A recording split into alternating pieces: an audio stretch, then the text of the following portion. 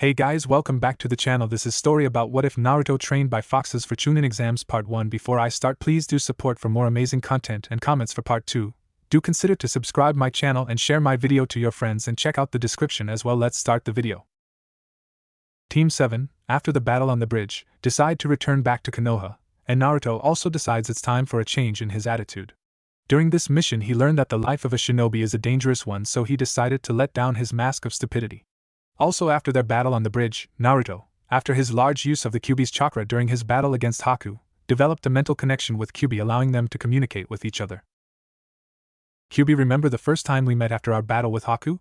Naruto asked Kyuubi. Of course, Kit. Although it wasn't the best introduction, haha. I can still see the priceless look on your face. Haha, why you looked like you were about to piss your pants, ahahaha. Hey, it's not that funny, Naruto fired back with a mental shout. Flashback. Naruto was resting in Tsuna's residence after their battle on the bridge with Haku and Zabuza. He was sleeping like a log and looked like nothing could wake him up. We might as well let him rest, Kakashi said in a lazy tone. Yeah, the dope really put up a fight yesterday against that fake hunter, Nin, the Uchiha survivor commented. Yeah, but I'm sure you would have beat up that masked freak if you weren't knocked unconscious, isn't that right, Sasuke-kun? Added Sakura, the useless pink-haired teammate. Sasuke didn't answer, but scowled when Sakura mentioned the part where he got knocked out. And with that they left the room. Back with Naruto. Physically, the sleeping blonde Jinchuriki looked fine in his sleeping state, but what was going on his mind was another story. In Naruto's mindscape. Naruto was walking through what looked like a sewer complex. Where am I?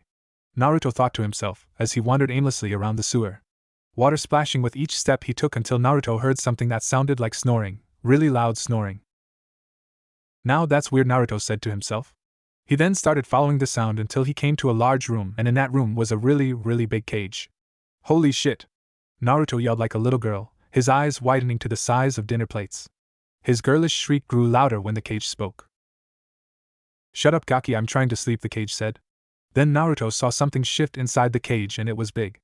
Naruto then crept closer to the cage and peeked in between the bars and saw a hint of red fur. He immediately backed away a few paces from the cage. Hey, is someone there or something in there? Naruto asked the cage. The thing in the cage stirred, sharp claws went through the bars and rather close to Naruto's face. Naruto then fell on the ground holding his head and resumed his girly shriek of terror. The large thing, which turned out to be a fox, A/N. If you don't know who the fox is, then you are the biggest idiot on the face of the universe, started rolling around the cage, clutching its sides while laughing. Ha ha ha ha ha ha. Oh Kami, Kit, you should see your face. Ha ha ha ha ha. Naruto continued his scream while the fox began to calm down from its fit of laughter. Okay Kit, you stop screaming like a little girl now. Naruto continued screaming like a little girl. Kit, please, you're embarrassing yourself. Naruto continued. The fox, knowing this would go on for a while, stopped trying to soothe the boy and began tapping its claw in annoyance against the floor while Naruto continued screaming. God, this kid has a large lung capacity. He's been going on screaming for 10 minutes now. The fox thought while still watching the young boy scream. Finally, Naruto began to run low on oxygen and started to stop screaming, which ended with Naruto gasping for breath. Yes, arigato Kami-sama. Finally you've stopped. Ahem, now then Naruto Gaki, besides the fact you now hold the world record for the longest scream in history, you are probably wondering where you are and who I am, correct? The large fox asked Naruto. Naruto nodded dumbly. Okay then Kit, I am the great Kyuubi no Kitsune and we are in your mindscape. Oh, so we're in my mind and you're Kyuubi. So since it's my mind I can change the scenery of this place, right? Because this sewer thing just isn't cutting it, Naruto told Kyuubi. Well, it is your mind, so I guess you can, answered the fox. Naruto nodded, and then sewer disappeared in a flash of light, and in its place was a beautiful forest clearing complete with trees that towered over the area, a large waterfall that led to a pond, and in the clearing was Naruto and Kyuubi. Kyuubi was out of his cage, but wore a collar with a dog/fox tag with kanji for seal on it. Much better if I do say so myself, Naruto said, looking at his handiwork. I must say, Kit, you've really outdone yourself changing the scenery. I can now stretch my legs because of this. I will offer to train you when you're by yourself. Just meditate, and you'll instantly come into this clearing you made.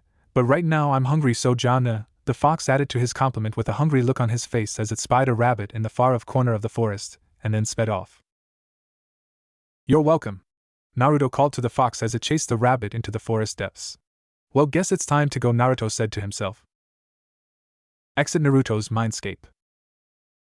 Naruto then woke up with a start. Naruto then shook his head side to side rapidly due to the massive head rush he get from getting up so quickly. Whoa, big head rush, he whispered to himself. Sigh, at least now I know Mizuki was telling a bit of the truth. The fox was sealed in me in order to protect the village.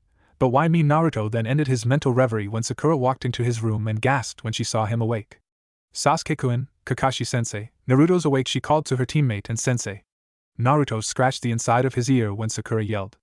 Dear Kami-sama, I never knew the pink-haired banshee had such a loud voice. I nearly went deaf just from that sentence, she said, or rather yelled, Naruto had mentally told himself. The Uchiha survivor and the copycat ninja were upstairs already and peeked into the room to see the blonde just staring outside the window of his room with a thoughtful expression on his face, making him look older than he already was, as his eyes looked like they held enormous wisdom and saw and experienced things no one else should see/experience. Hey Naruto, Kakashi called out to Naruto. Good to see you're all better. Naruto turned his head at the sound of his name and grinned at his sensei's words. Thanks for the kind words, sensei. It really means a lot to me to hear that you actually care, Naruto told Kakashi. Anytime, Naruto, and by the way, when we reach Konoha we're going to start some serious training. Kakashi replied to Naruto's compliment. Flashback end A/N. Sorry if the flashback was too long. Ah, those were good times, good times. Naruto told Kyubi. Yup, good times, good times. So what do you think that perverted sensei of yours will teach when you'll reach Konoha? Asked Kyubi. You know, I never really thought about it. I'll ask him. Naruto then cut off his mental connection with Kyubi and then ran to the front of the group to talk with Kakashi, who was reading his Ika Ika Paradise novel, giving a perverted giggle every 5 seconds. Hey sensei! Naruto called to the Cyclops. Wow, hey Naruto, what do you want? Asked the Cyclops. Well sensei, I was just wondering what are you gonna teach us when we reach Konoha and when will it commence? Answering Kakashi's question with his. Sasuke and Sakura both listened intently to what Kakashi was about to say because Sasuke wanted to get stronger to beat Itachi and Sakura wanted to get stronger to impress Sasuke, and both widened their eyes when Naruto had actually used a smart word in his question. Well guys, the training will start tomorrow because we have arrived, Kakashi pointed out, his finger pointing directly ahead of them. All 3 genin turned their heads and saw the gates of Konoha in the distance. And what your training is, well that's a surprise, Kakashi said with a smile which was shown as his eye turned into an upside-down U. All the genin groaned when their Cyclopean teacher told them that. Oh come on guys, just rest up and you'll find out tomorrow, which is actually not that far away, Kakashi said, trying to cheer up his students.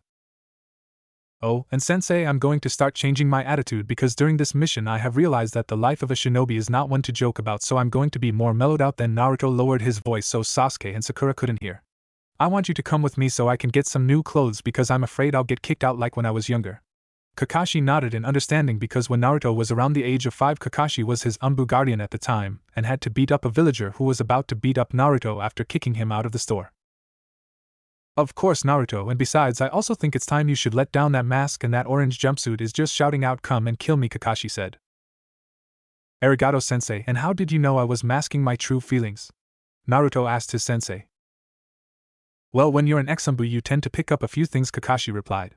Oh okay, Naruto acknowledged the answer. Meanwhile Sasuke and Sakura were wide-eyed when they heard that Naruto was actually masking his emotions, which meant that his happiness and goofy attitude was all fake and that their teacher was an ex-Umbu. Then his crush on me could be fake. Wait, why am I sad about this? Can just give me more time to focus on Sasuke-kun, the pink-haired banshee thought.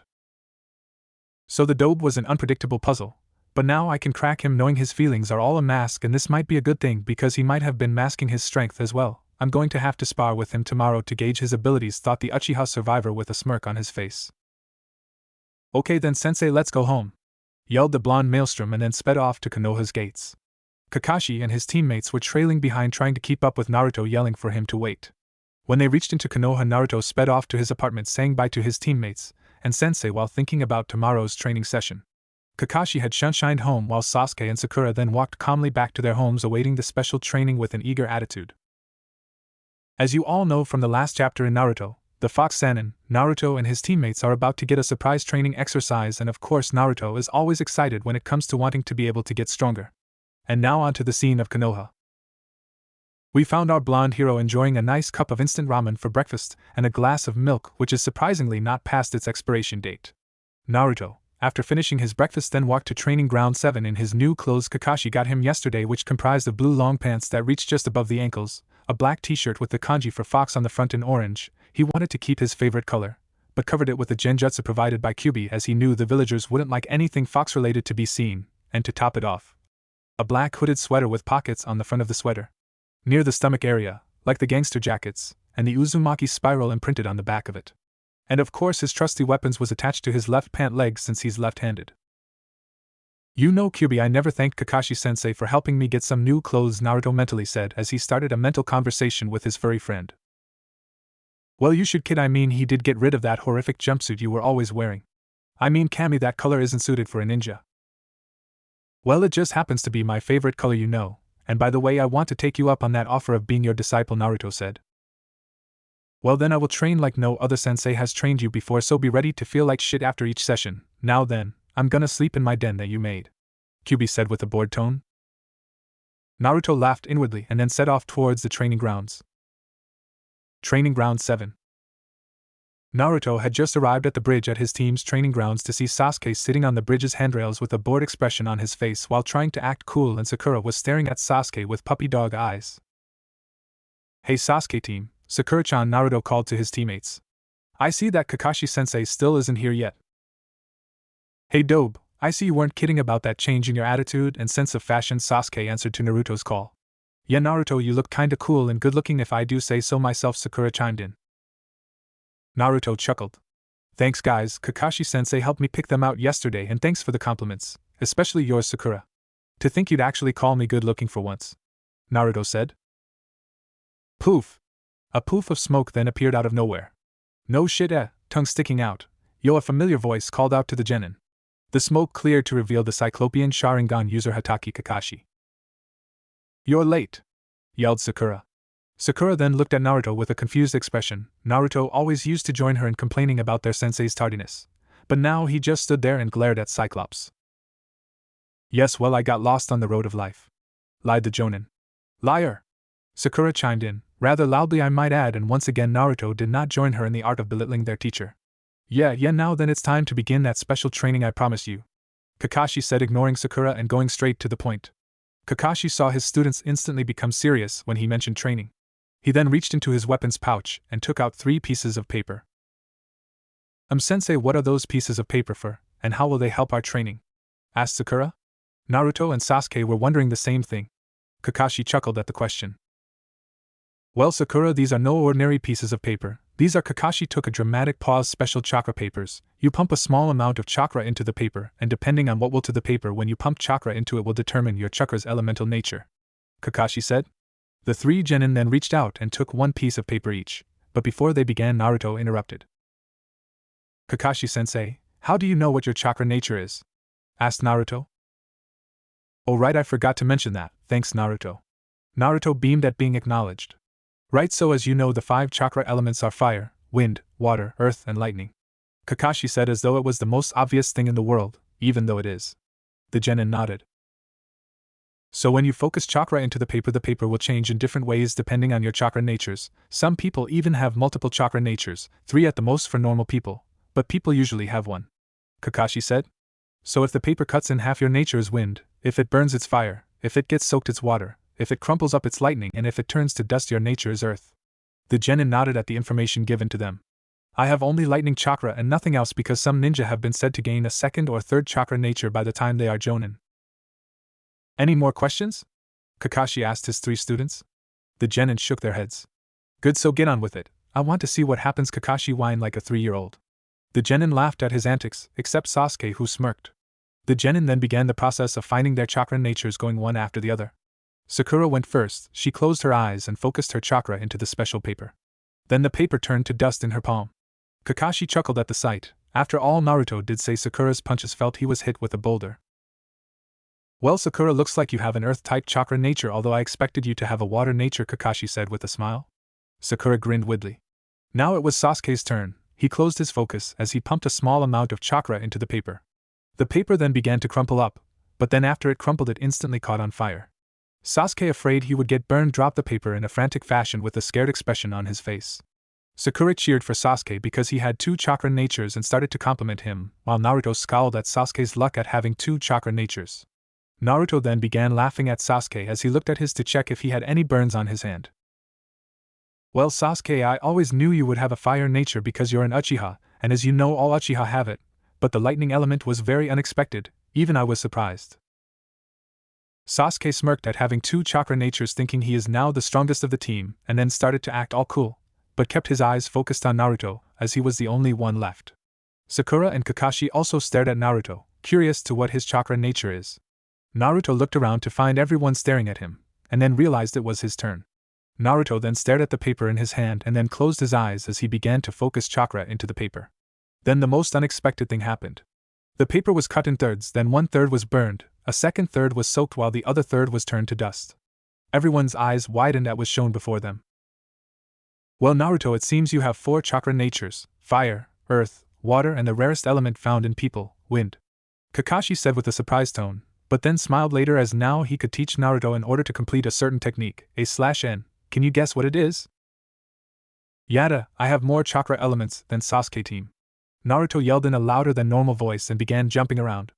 Sasuke began scowling and glaring at Naruto.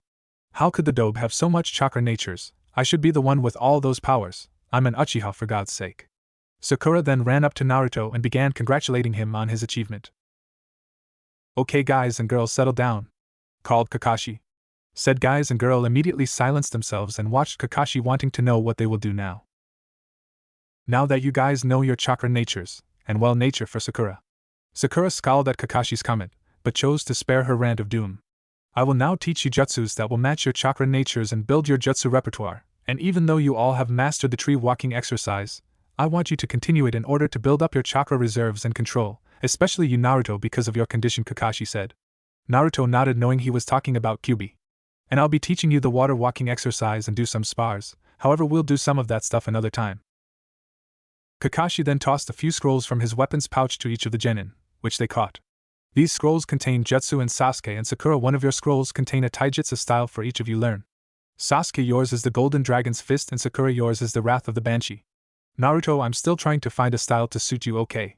This is for each of you to learn on your own time, but for now I want you all to do the tree walking exercise until the end of the training session, and if you run out of chakra, just take a 10-minute break.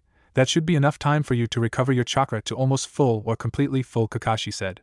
The genin then rested their scrolls by a tree near the trees where they were to do the tree walking. They began to do their training and continued to do so, taking their 10-minute breaks in between. When the time came to stop, they began to get ready to go home covered in dirt and sweat, but not before picking up their special scrolls.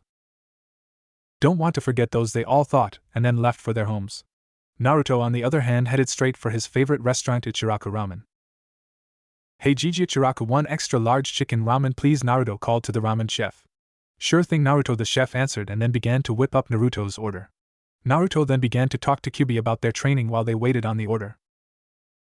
Hey Kyuubi, did you hear? I have 4 chakra elements: earth, water, wind, and fire. Naruto told Kyuubi in a mental shout. I know, I can hear and see what goes on through your eyes. Good job, Kit. I was surprised myself when you got earth and fire.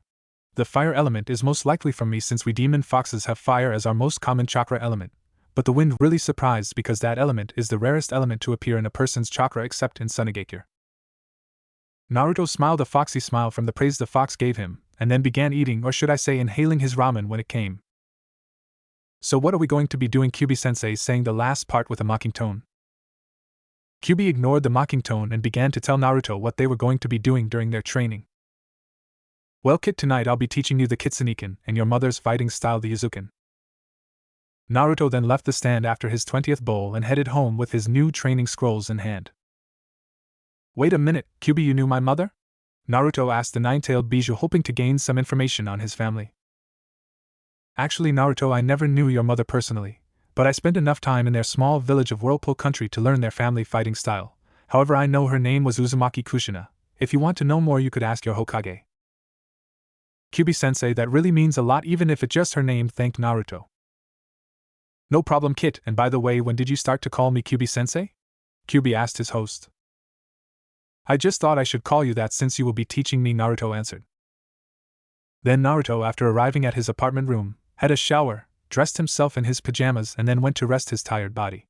Meanwhile, in Naruto's mindscape, he was training himself and his Kagebunshin with Kyuubi, learning katas for both styles, since he learned that you can know what a clone knows whenever it's dispelled. This training went on for several hours, with Naruto feeling like shit at the end. I told to be prepared for feeling like shit at the end of each session, but knew you told me that you could handle it, you would feel fine. Shut up, Kyubi, I'm going to rest my mind now, Naruto told Kyubi in an annoyed tone, and then left his mindscape to go to Dreamland. Today Naruto was walking to his team's meeting place, but rather slowly because all night he had trained in his mindscape learning the Kitsunekin and Yuzukin until he the katas for them like the back of his hand, and now he had mastered both styles thanks to his use of the Cage Bunshin. Kami Kyubi sure can be a slave driver. I mean, I'm grateful to him for training me, but dear Kami, I feel like shit, Naruto thought. Naruto looked at the sky, watching the clouds pass by. Naruto seemed to feel more relaxed as he looked at the puffy white forms of condensate water. Now I know why Shikamaru likes watching clouds so much, he said with a smile, and then arrived at the training grounds. Ohayo, Sasuke team Harunoyame/Hor, Naruto growled. His eyes flashed red. Sakura glared at the blonde and was about to rant about why he shouldn't call her one when poof. Hooray for poofs. Hey there, anyways, I was late today because I signed you all up for the Chunin exams, Kakashi said. Sakura was about to yell liar, until she had registered what Kakashi just told them. Shinaro, now I can show Sasuke-kun how strong I am, Sakura whispered to her inner self. Kakashi then handed them the registration cards. Now then, intense training starting now to prepare you for your exams. They start next week Friday, so get ready to go home feeling like shit, Kakashi said with a smile. Naruto looked up at the sky. Why, Kami-sama, 2 of them are slave drivers, why Kami, why? Naruto thought as he cried.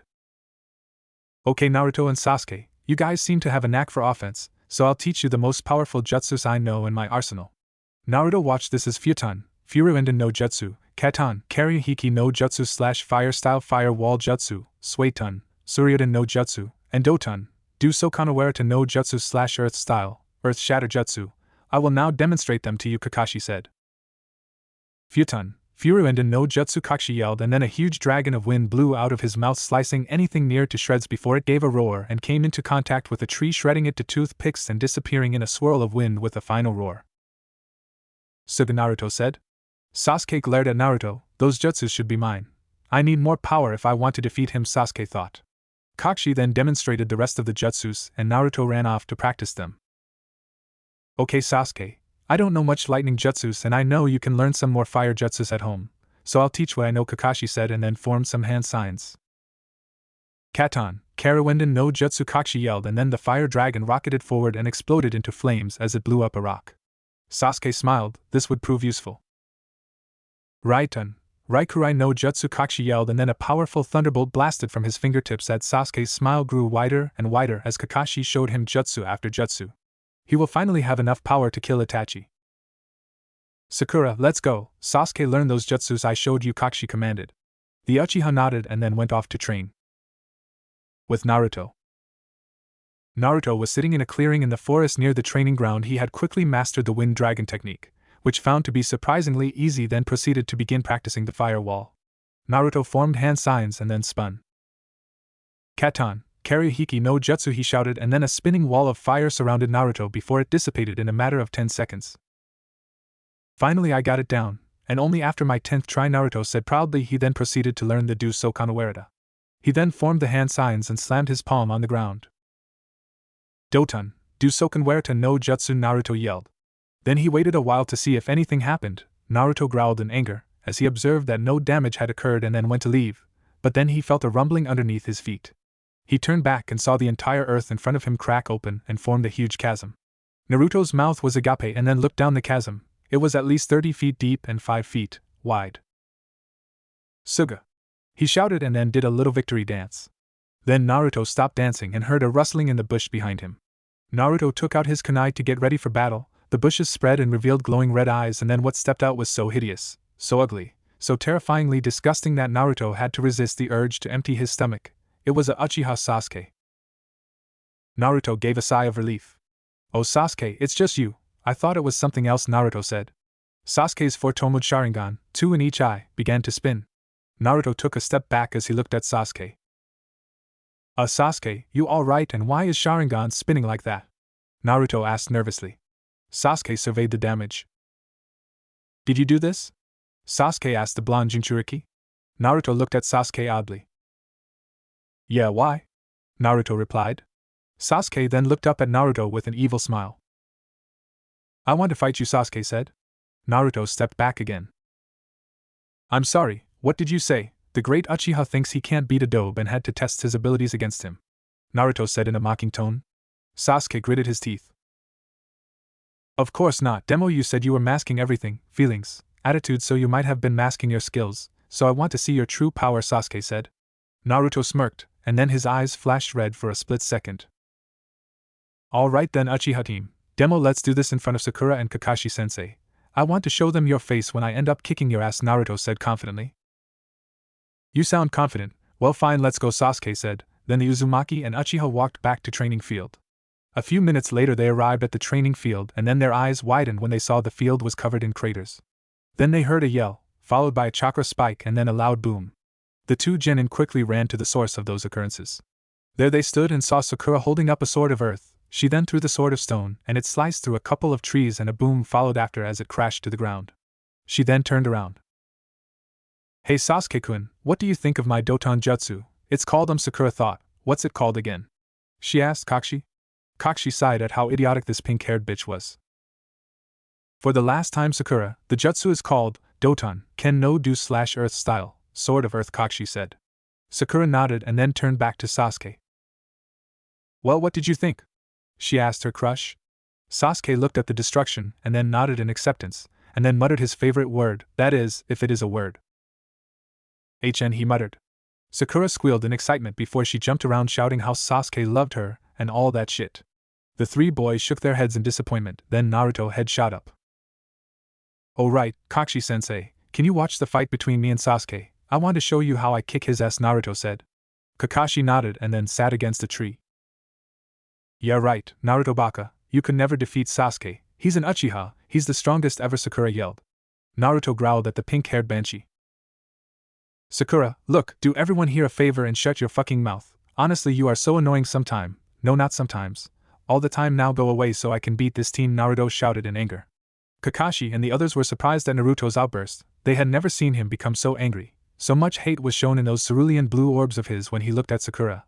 That hate only increased when he looked at Sasuke. Let's fight now, team, Naruto growled. Sasuke glared and then got into the Uchiha fighting stance. Naruto got into the stance of the Uzukin, which consisted of his left arm starched out in front of him, his hand outstretched and his right arm placed at his waist, his legs shoulder-width apart. Come, little Uchiha, Naruto taunted. Sasuke then rushed Naruto and jumped to deliver an axe kick, but Naruto held up his arms and blocked it, and then grabbed Sasuke's leg and then swung him into the ground. Sasuke got up and then fired a punch aimed for Naruto's gut, but Naruto back-flipped to avoid it. Sasuke then formed hand signs. Katon, Gakkaku no Jutsu, Sasuke yelled, and then a huge fireball sped towards the blonde, but Naruto jumped near the river and formed hand signs. Uzumaki secret jutsu, Yuzu no Tate, Naruto shouted. Then water rose up out of the river and swirled into a whirlpool before going in front of Naruto and protecting him from Sasuke's fireball. Sasuke couldn't believe his eyes. The dobe, he was losing to the dobe. Surprised as Sasuke, well, that's not all, Naruto said and formed hand signs. Suiton, Suryudan no Jutsu, Naruto said. The whirlpool then morphed into a dragon's head and then the dragon sped towards Sasuke. Naruto grinned like a maniac before he laughed.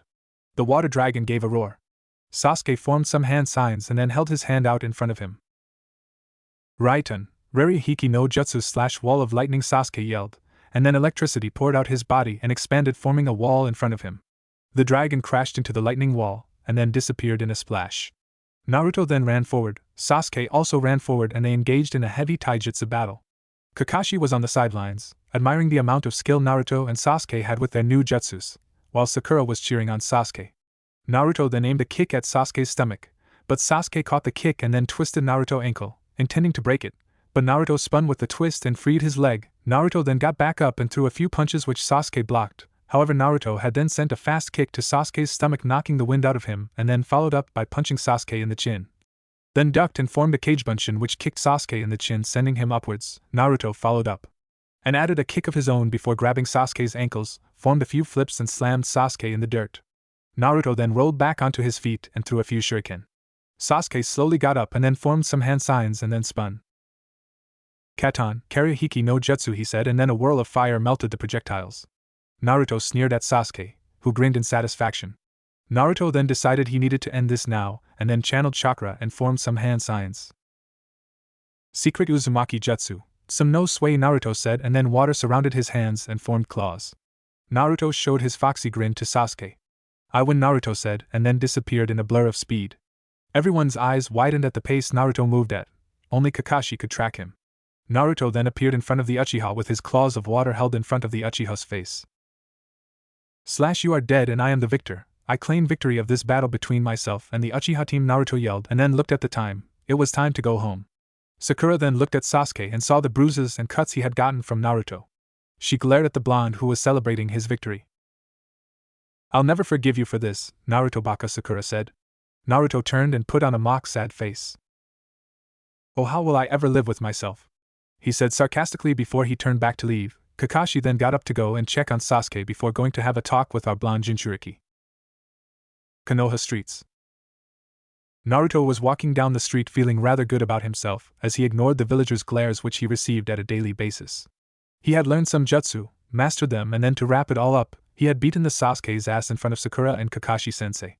Yup, this was a good day, and also he got to go to the Chunin exams. Then he turned when he heard some footsteps behind him. Oh hey Kakashi-sensei, sorry about beating up Sasuke so badly, it's just that I needed to put him in his place, and to make a point, Naruto said. Kakashi waved his hand. No, it's alright, in fact what you say is totally true, but next time, don't be so rough, Kakashi said. What was that point you were trying to make anyway? That even a dobe can become strong, Naruto stated. Kakashi smiled and ruffled Naruto's hair. I'm proud of you, Naruto. I'm glad to call you my student. In fact, I think you're the only one who has enough potential to become Chunin. But in order to get through the first and second rounds, you need that aspect of teamwork with Sasuke and Sakura. So just try to get along with them for the time being, just until the third part of the exams. Okay, Naruto, Kakashi said. Hi, I'll try, Sensei, Naruto said, and then Kakashi left in a poof of smoke. Well, Kyuubi-sensei, time to train, he thought to the fox. I've already made the schedule kit, Kyuubi replied with a vulpine grin. Naruto's apartment in his mindscape. Naruto was in his mindscape when he arrived home and was training with Kyuubi. So, Sensei, what did you say you were going to teach me? Naruto questioned. I will be teaching you the ability to transform into an animal, namely a fox, Kyuubi said with a wide grin. How will turning into a fox help me? He questioned slowly as the words processed in his mind. Nice, I love it. Teach me, Naruto said in excitement. Kyuubi chuckled. Okay, so in order to turn into a fox, you must visualize the look of a fox, its scent, every single physical aspect of it if you want to become one of us, Kyuubi explained. Now just close your eyes and in order to turn into a fox you must say the magic words, I'm a big stupid fathead, Kyuubi said with a snicker. Naruto closed his eyes and took a deep breath. I'm a big stupid fathead, Naruto said, and then opened his eyes and looked at himself and saw the Kyuubi laughing and rolling on the floor. Kyuubi, I thought you said saying those words would help me, Naruto said angrily. Naruto, say those words slowly and you'll hear what they say and then you'll understand why I'm laughing, Kyuubi said and then returned to busting his gut and feeling his spleen die so many times from the amount of laughter. Naruto thought as he processed the words slowly through his brain. I'm a big stupid fathead, I'm a big stupid fathead, Naruto said to himself before his eyes widened in realization. Naruto glared at the fox. Now I know why people hate you, Baka Kitsunes, Naruto growled. Ah, come on kid, don't be like that. Okay, to really turn into a fox you must do the first part of everything I said, and then you will morph into one of kin, Kyuubi said. Naruto nodded and then closed his eyes and focused on being a fox. Then the most extraordinary thing happened. Naruto's whiskers became darker and then grew off his face and became actual whiskers, his ears elongated and became pointed like Kyuubi's, golden blonde fur covered his body, his toes and fingers came together and changed into paws and then finally, a single golden tail sprouted out of his skin, but the most painful part finally came. Naruto fell to the ground howling in pain, that's right, howling, as his bones and muscles rearranged themselves to form the bones and muscles of a kitsune's.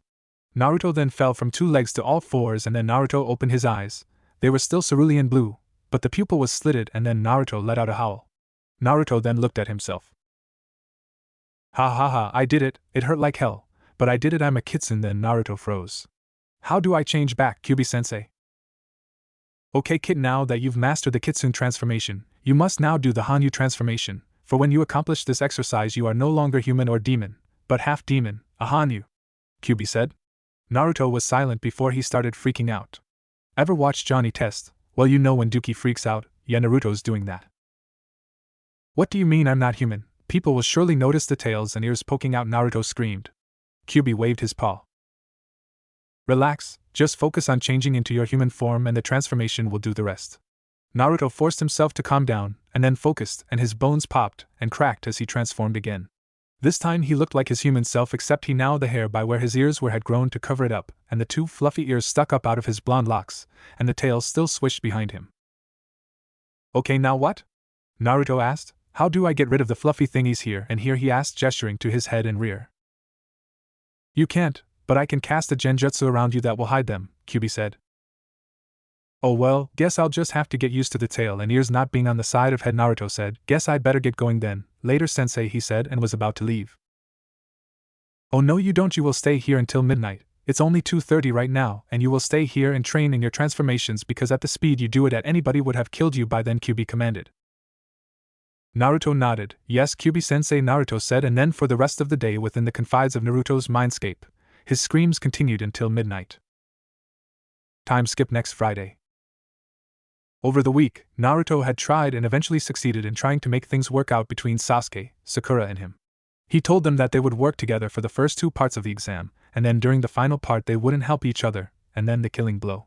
Once they became Chunin, they didn't have to associate with him anymore, unless on missions. That got them to agree to help each other for the exams. Team 7 then walked to the academy building where the first exam of the Chunin exams was supposed to take place.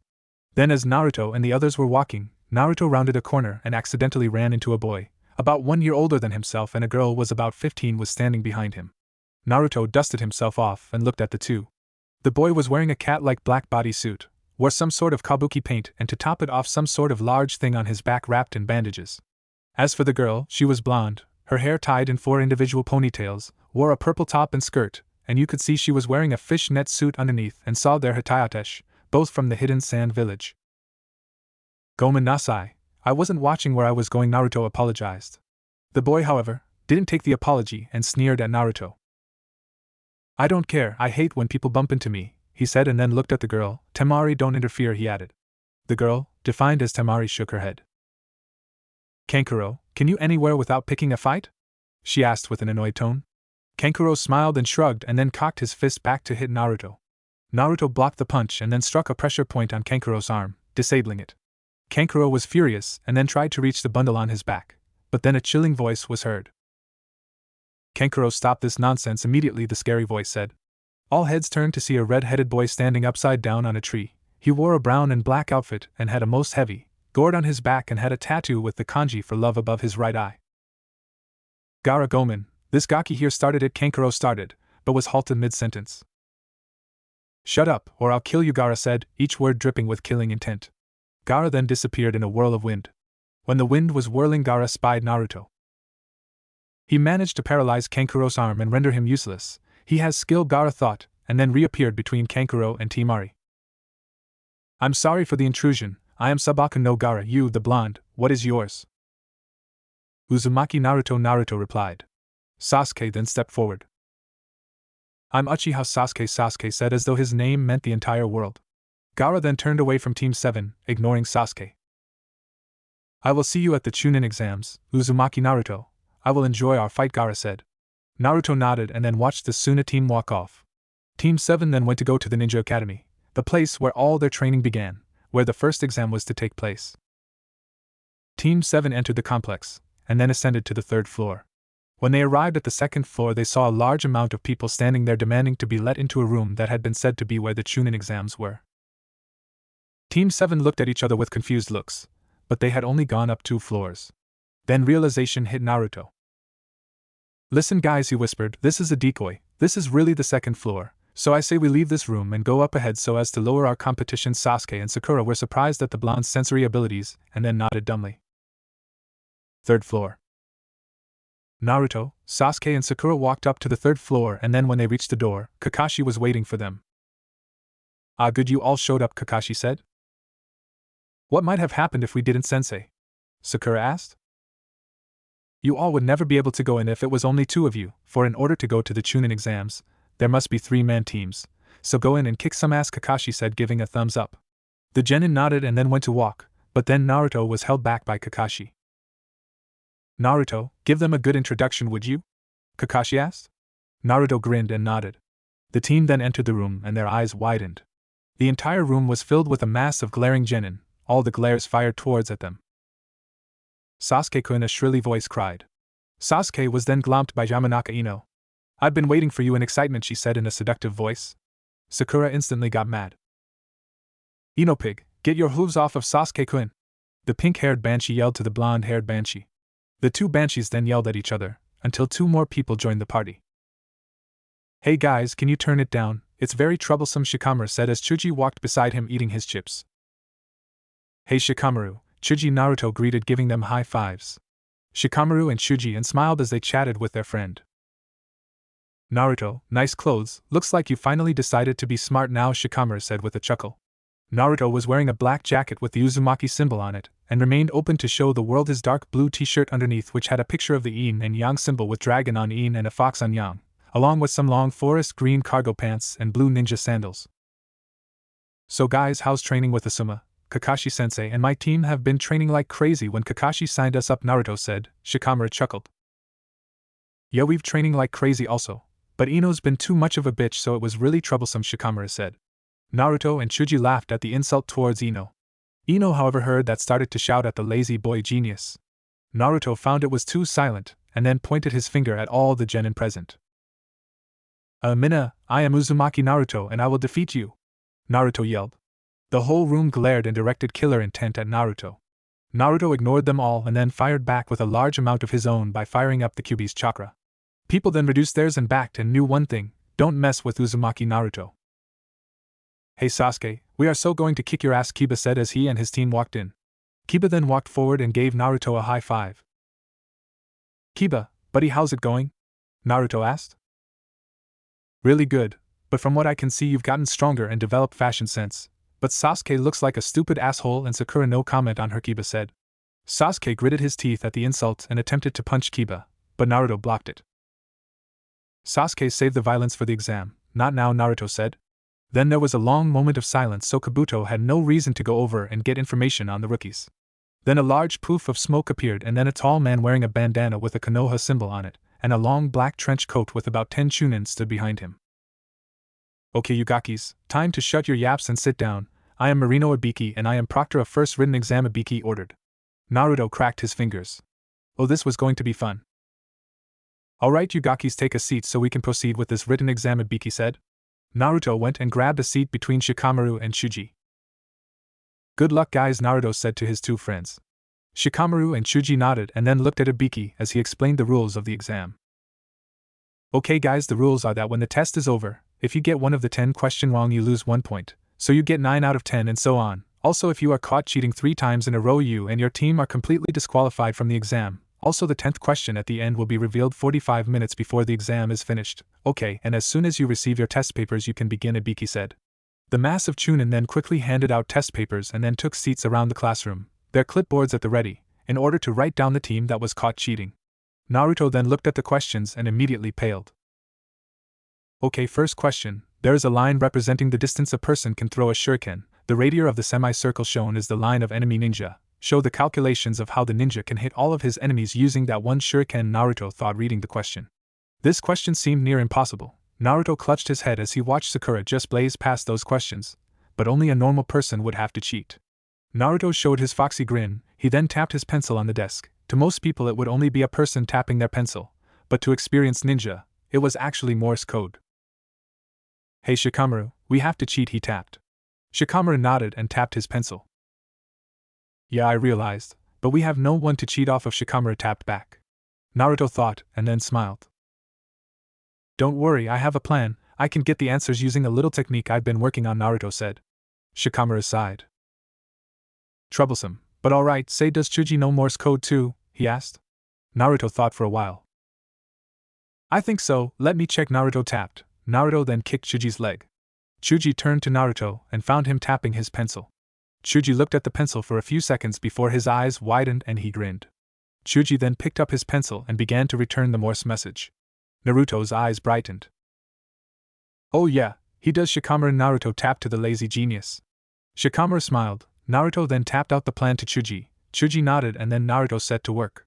Naruto used his genjutsu hidden fox ears to listen to the sound vibrations of Sasuke's pencil since he had obviously hit the jackpot with the person he was copying from with his Sharingan. Naruto then quickly wrote down the answers, and when he had finished, he quickly tapped them out to Chuji and Shikamaru. While Naruto was tapping the answers to Chuji and Shikamaru, people from Konoha and the other villages were being caught cheating, and the numbers dropped like flies, dwindling from over 100 to at least 55 teams left. After that, the three friends took a nap on the desk. Kankuro went to go to the bathroom with an escort Chunin. While in the bathroom, Kankuro laughed. Those Konoha neens didn't even notice there was an extra Chunin in the ranks. Okay, Karasa, tell me the answers starting with number 1, Kankuro said, and then the Chunin's face started to crack off, revealing a wooden surface underneath. Time skip 45 minutes left. Okay, Gaki's pencils down. Time for the 10th question. Now then, before I ask the 10th question, does anyone want to drop out? If so, do it now, Ibiki said. Then immediately at least 11 teams dropped out, leaving 44 teams. Okay, as for those of you that stayed here, Ibiki took a dramatic pause. You pass, he said with a smile. Everyone in the room gasped. What do you mean we passed? What was the 10th question? Temari asked, not understanding the events that had just occurred. You see, the 10th question was whether or not you would have the guts to stay. The point of this test was to be able to gather information, thus you were required to cheat, Ibiki explained. Sometimes information of the enemy is vital to a village, and Ibiki then removed his bandana and the whole class was shocked. There on his scalp were numerous burns, slashes and holes from where screws were punctured into his head. It can even cost you your life, he finished. Cool, I bet his hands are worse, Dosu, an Otonin thought.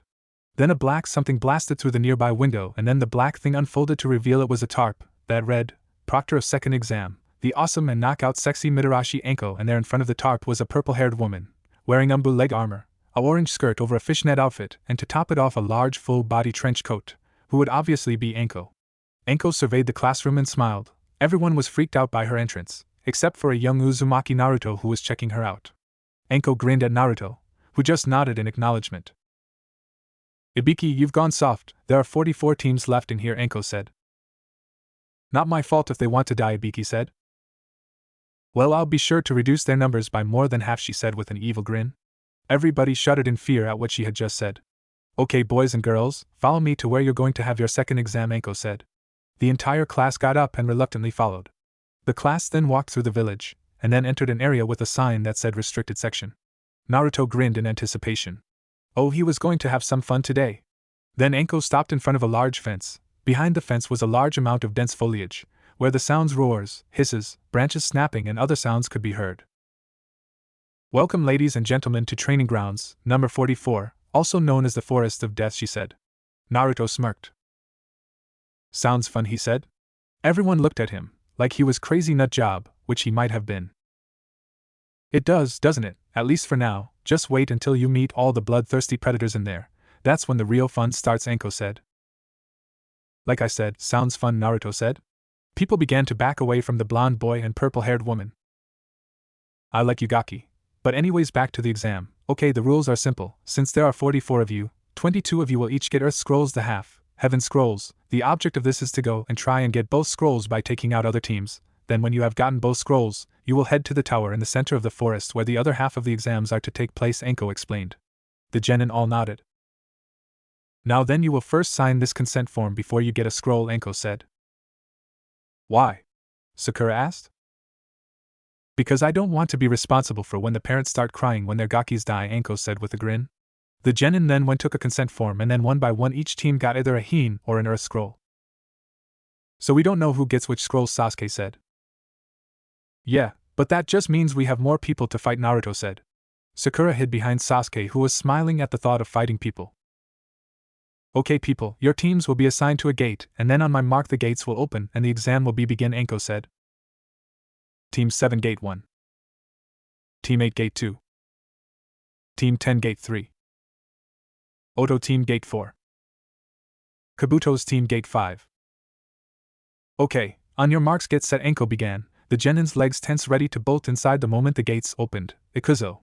Anko yelled and the gates sprung open and the teams sped inside the forest, not prepared for the horrors that wait within.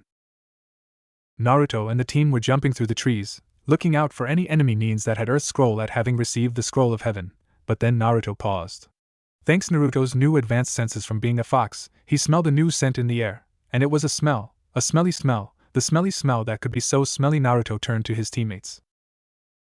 Oh come on, Sasuke team, don't fart now. Oh dear Kami, I need air, I need the luscious oxygen, Naruto yelled as he gasped for air. Sasuke turned red. It wasn't me, Sasuke cried. It was Sakura, he said, pointing at her. Sakura gasped. Oh my Kami-sama, Sasuke-kun, I'm a lady and ladies don't fart, Sakura said with a blush in her face. Yes Sasuke, you have to use the proper term, Sakura has broken wind, Naruto said, and then he and Sasuke fell on their branches in laughter. Sakura was even more embarrassed, not because she was accused of breaking wind, but because she actually did. After Naruto and Sasuke calmed down from laughing, they had heard a rustling in the bushes below. Naruto and the others watched from their treetop perches, hinged as birds, and watched. But guys, I swear, I heard somebody laughing in this direction, and Aim Genin said, running out of the bushes. His teammates followed behind him and sighed. Naruto's eyes widened. They were wearing some kind of snorkeling gear and full-body elastic suits. One had both his eyes revealed, another had only one eye, and the last one had both his eyes covered. Oh come on, look, there's nobody here except for those three weird-looking birds that have been watching us for a while. Now come on, we have to find a heaven scroll. The birds' eyes widened at the word heaven, meaning that they had an earth scroll. Now when the Aim Genin had their backs turned to leave, Naruto and the others released their henges and dropped down on them like vultures. That earth scroll will be mine, Naruto growled as his eyes turned slitted. The Aim Genins immediately got into fighting stances. Naruto then rushed the one on the left that had his eyes covered, which was probably the most idiotic this to do when facing Naruto. Naruto quickly kicked the boy in the stomach. The boy groaned in pain as Naruto then elbowed him in the face, followed by a knockout blow by an uppercut to the chin. Sasuke and Sakura had taken down the one with one eye and were now looking at the one with both his eyes. Do you have the scroll? Sasuke asked in a sickeningly sweet voice, his Sharingan staring deep into the boy's eyes. No, the one with one eye does, he said, pointing to his downed teammate. Naruto went and held the scroll high and grinned. Huzzah, to the tower my minions, away, Naruto said, and then walked forward, but then turned around and scratched his head. Which way is the tower? He asked sheepishly. Sasuke and Sakura's sweat dropped. Okay, Naruto baka. First of all, we are not your minions. Second, the tower as well. Let's see, judging by the wind speeds, differentiating the coefficients, and due to Sasuke blocking those winds, the tower can be said to be in the direction that is north. You're going east, Sakura said. Wow, Haruno, how'd you figure that out? Naruto asked. Sakura pointed in front of Naruto. There's a sign right there in front of us, she said. Sasuke and Naruto turned to find a giant neon sign saying the tower is north, and a big giant arrow was blinking in the direction of the tower. Naruto's sweat dropped. How did we miss that? Naruto asked Sasuke. Sasuke muttered. Naruto and the others then walked north towards the tower, with Sasuke holding the scrolls. Then Naruto felt a disturbance in the force, and then a huge gust of wind came and blew Naruto away. Sakura and Sasuke had managed to stick to the ground with Chakra. Naruto, they cried as they saw him blow away.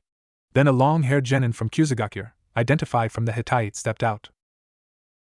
Kukukukuku. Well, hello Sasuke-kun, she said with an evil chuckle. Outside the FOD. Enko looked at the dead bodies of the three Kusa genins. Their faces were completely melted off with no trace of who did it, but Enko knew. Kuso, Orochimaru team, Enko growled. Okay people, get the umbu, I'm going in. Enko then turned to leave. Then another Chunin jumped in front of Enko. Enko-san, you know that big neon sign that shows the way to the tower? He asked. Enko nodded. Yeah, we forgot to tear it down, and apparently the Uzumaki boys team found it, he said. Enko's sweat dropped. Bakas, anyways, I'm busy, so you do it, Enko said, and then jumped into the dense foliage. With Naruto. Naruto was knocked out on the ground after being blown headfirst into a tree. Naruto was lying still on the ground, alive, but not awake. Then a little pair of slitted green eyes watched the blonde from a distance in the bushes. The owner of those eyes hopped out of the bushes to reveal that it was a small little fox kit, with black fur and a white tipped tail. The kit then sniffed Naruto and then began to lick his face. Naruto stirred before he awoke to find a pink tongue in his eye. Naruto shot up, scaring the kit. Naruto turned and looked at the little Kitsune. Hey, he said. The fox yipped back to Naruto before jumping into his lap and licked his face again. Naruto chuckled and then stopped the kit. Okay, as much as I like the affection, I need to go find my teammates, so bye, Naruto said, and then turned to leave, but then found the black fox kit walking by his side, which turned out to be at his calf in height. The fox looked at Naruto and showed what was supposed to be a smile, revealing sharp teeth. Okay, so you want to come with me? Naruto asked. The kit yipped in response. I'll take that as a yes, Naruto said, and then he picked up the kit and tucked it under his arm and then jumped to the trees. with Sasuke. Sasuke and Sakura were hiding behind a tree from that queer snake freak, but wherever they were he would just appear. Then Sakura's eyes widened and was about to shout as she saw a humongous snake, but Sasuke covered it. Sure, Sakura, he might find us if you talked, he warned, but Sakura bit Sasuke's hand. Itai, what was that for? He asked, nursing his bitten hand. Sakura then grabbed Sasuke's head and forcefully turned it, and then his eyes widened when he saw the snake. Sasuke then quickly turned on his Sharingan and then flung numerous amounts of shuriken at the reptile, effectively killing it as the animal fell on the large tree branch with a BM. Sasuke was breathing heavily at having so much adrenaline course through his body, but then he heard a crunching sound. He looked and saw the monstrous reptile's head burst open, and there stood the evil Kushina. Well done defeating so many of my reptilian friends, Sasuke, but it's not enough, the Kushina said with a laugh. Who are you? Sasuke asked as he stared at the pedophilic monstrosity. Well, I guess since you're going to die soon, I will give you my name. I am Orochimaru, he said, and then peeled off his face. That's right, peeled it off, to reveal the glowing yellow slitted eyes of a snake and pale white skin. But Rig, now I don't feel like killing you, so I'll just give you a little parting gift, Orochimaru said, and then his neck elongated, and fangs grew poised to strike, but then a flurry of shuriken stopped the snake in his tracks. Everyone looked in the direction where the shuriken came from, and there stood a blonde-haired boy with a black fox kit at his heels. Sorry I'm late, I needed to find your scent, but not to worry, Uzumaki Naruto is here, Naruto said with a grin, the black-furred fox yipped by its friend. My, well hello Naruto-kun, seems you and your little friend there want to kill me, Orochimaru said as he felt the killer intent being emitted from Naruto. Naruto then jumped at the snake, but then Orochimaru summoned an old friend, the reptile Sasuke had killed a few moments ago. The snake then batted away Naruto with its tail as if it was slapping away a fly. Naruto then crashed into a tree with a sickening crunch of the bark. Orochimaru cackled before heading towards Sasuke, but as he was doing so a black and yellow blur appeared and stabbed the snake. There stood Naruto. Two kunai jabbed into the snake's nose. Naruto then looked up, red-slitted eyes looked at Sasuke. You alright pant you emo freak, Naruto said. Sasuke was staring at Naruto like he had grown a second head. How did the dobe get so strong, and what's with his eyes being red? Sasuke thought. Naruto then turned and glared at Orochimaru. Naruto then sped forward with speed that the Hibi Sannin couldn't even track and was elbowed in the gut. The Hibi Sannin gasped as the wind was knocked out of him. Naruto then followed up with a punch to the gut again, followed by an uppercut to the chin, then a punch to the solar plexus, and a kick to the chin. Orochimaru was sent flying, and then the fox kit that Naruto found appeared and then bit Orochimaru's nose. Orochimaru screamed in pain as the kit sunk its teeth into the cartilage. Orochimaru then grabbed the kit and threw it. Naruto quickly shined and caught the kit, and then rested it on the ground. Stay here, I don't want you getting hurt, Naruto said, his red eyes staring into the kit's green ones. The kid nodded, and then Naruto shined into the fray once again.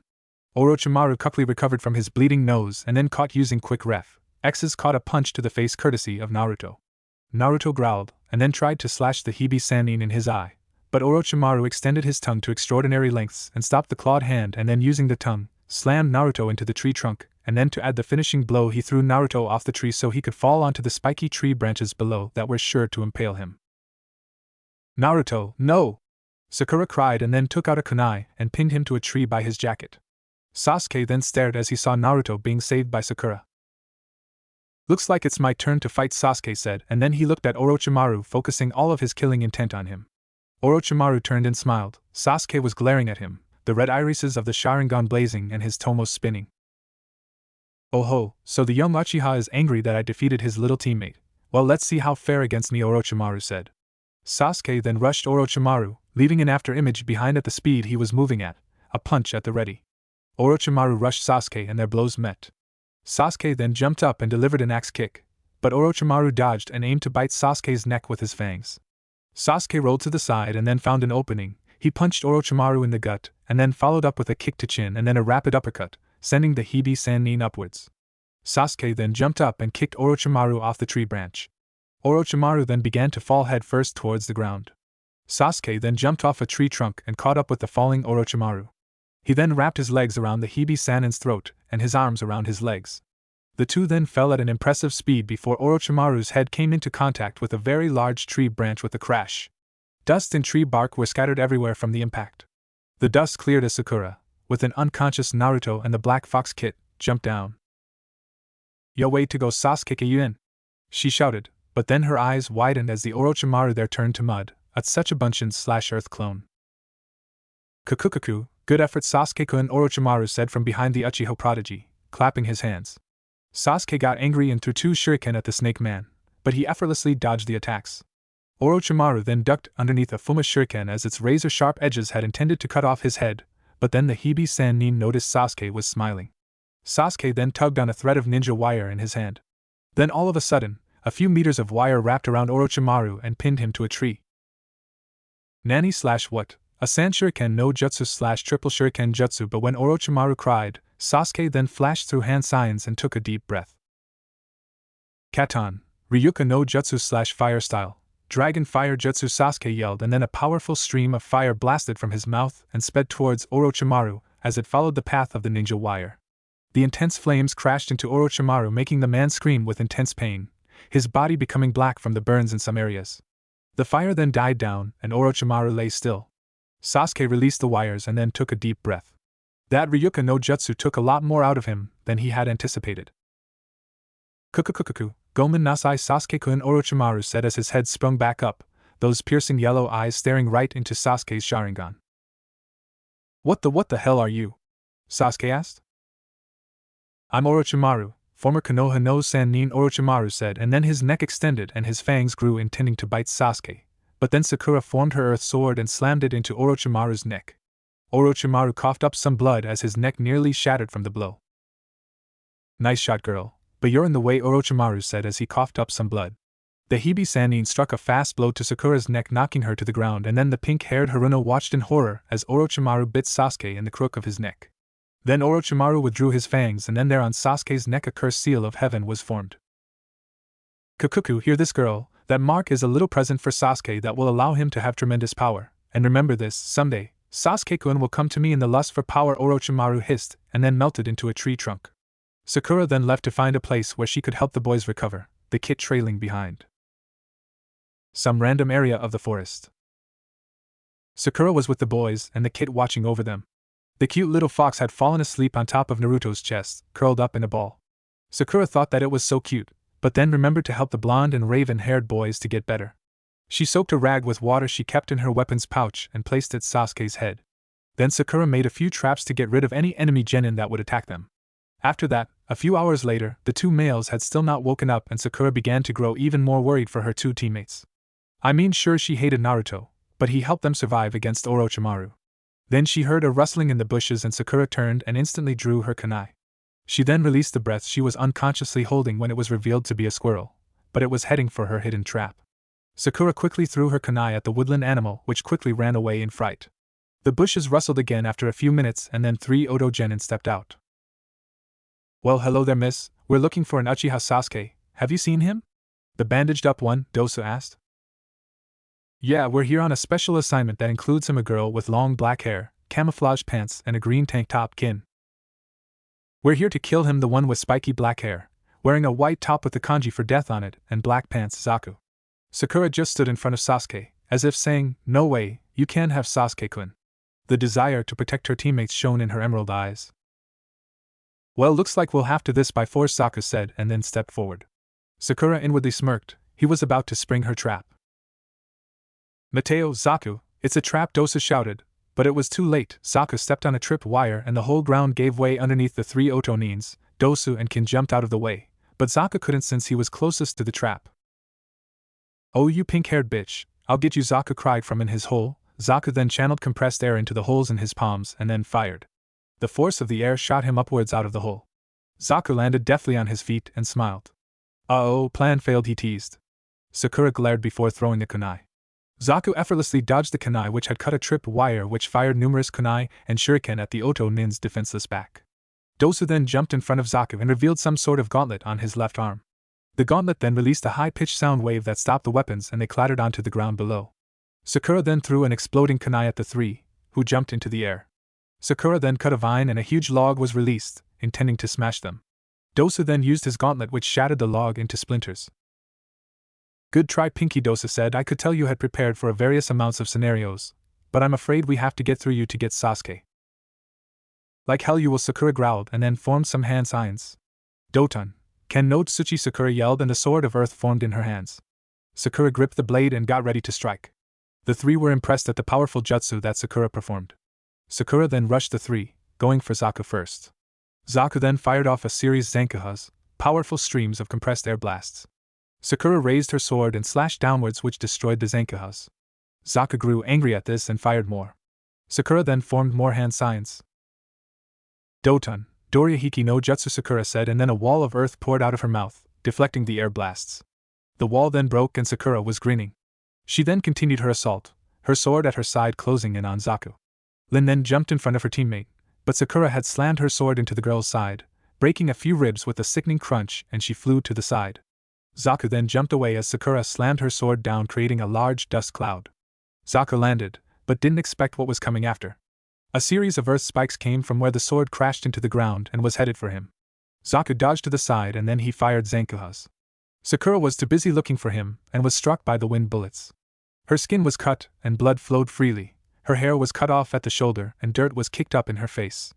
Zaku took advantage of this and began to punch and kick Sakura. Sakura formed a sword again and managed to hit Zaku in the shoulder. Zaku then kicked away the pinkette, sending her rolling in the ground. Then as Zaku fixed his dislocated shoulder, he felt two sources of ominous chakra. Zaku and Dosa looked and saw the rising forms of Naruto and Sasuke surrounded by purple and red chakras respectively. "Sakura, are you alright?" Sasuke asked. "Who did this to you, Haruno?" Naruto asked. The fox kid by his side had, due to the Kyuubi's chakra, had grown to the size of Naruto's waist and now had two tails, its green eyes staring intently at the two Otonins. "I did," Zaku said proudly. Dosa shook his head in disappointment. "You don't tell a person who looks and is stronger than you hurt their teammate." "Well then I guess we'll have to return the favor," Naruto said. Then he and Sasuke shined away. Zaku spun and released the Zankaha. This formed a powerful dome of wind and sound waves that destroyed everything in a 10-feet radius. Zaku halted his spinning and grinned when he didn't see Naruto and Sasuke. "Ha, I blew them away," Zaku said triumphantly. "Blew who away?" two evil voices said. Naruto looked at his fox. "Sick him," Shizuka Naruto told the fox. The Kitsune then growled and bit Zaku's arm, blood flowing and staining the kits for red. Naruto then called off the kit, and then they both grabbed Zaku's arms and then smashed them into their knees at the elbow, effectively breaking Zaku's arms.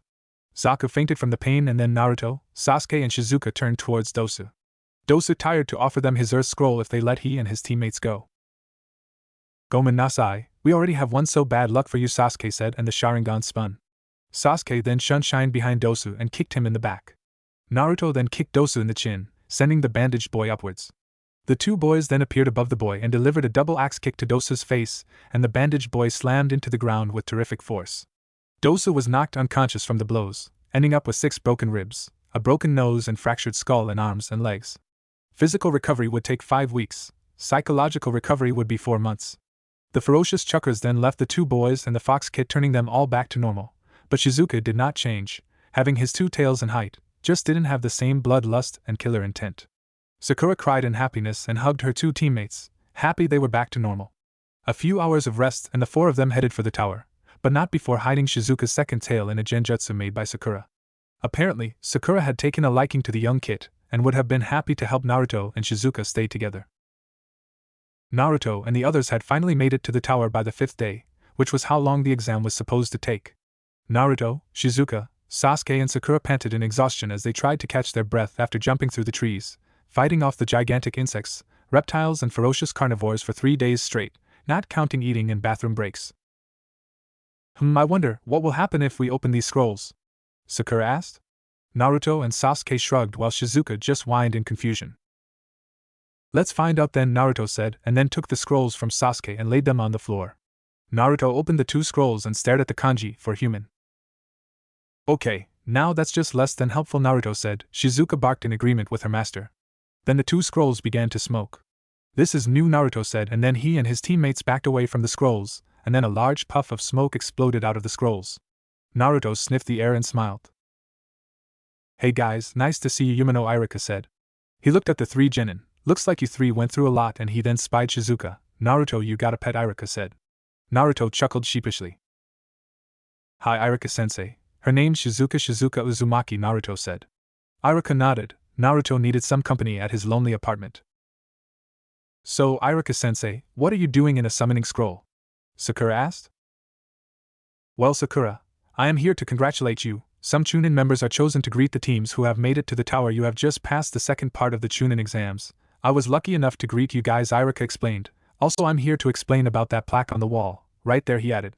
The genin looked in the direction Iruka was looking, and there on the wall was a white marble plaque which looked like it was weathered away by carbonization, and was also missing some words here and there. Why are the words missing in some sentences? Sasuke asked. Iruka chuckled. That's what I'm supposed to explain. Anyways, this plaque is a piece of advice given to all to be Chunins, made by Hokage-sama himself. The words missing are filled in with heaven and earth, representing the mind and body. If you require the element of heaven and raise your mind to greater heights, like Naruto used to be, you need to study hard and get serious about your work if he wants to become Hokage. And if you require the element of earth, the ability to fight off any challenge, like Sakura here, she needs to get stronger and build some muscle on that skinny body, and if you have these elements then you are good to go for a Chunin. Iruka explained. Team 7 nodded and then got up to go and meet in the room for the final part of the exams. Hold on guys, before you go I just want to give you some heads up. People have sometimes died in this exam and there have been ninja that have sometimes given up their career so as to not take the exam again. All I'm saying is be careful, and Naruto, I especially worry about you. You have a tendency to rush into things without thinking, Iruka said. Naruto's eyes turned slitted as he stared at his former sensei. Look, Iruka-sensei, this headband you gave me is proof of my maturity and knowledge of how to be a shinobi. Alright, I'm a shinobi of Konoha and you can't change that. I will make Chunin, Naruto said. Shizuka barked to back up her master's speech. Iruka smiled. Gomen, Naruto, you're right, now go on out there and show them not to mess with Uzumaki, Naruto, Iruka encouraged. Naruto showed his foxy grin, and then Team 7 left to the main floor.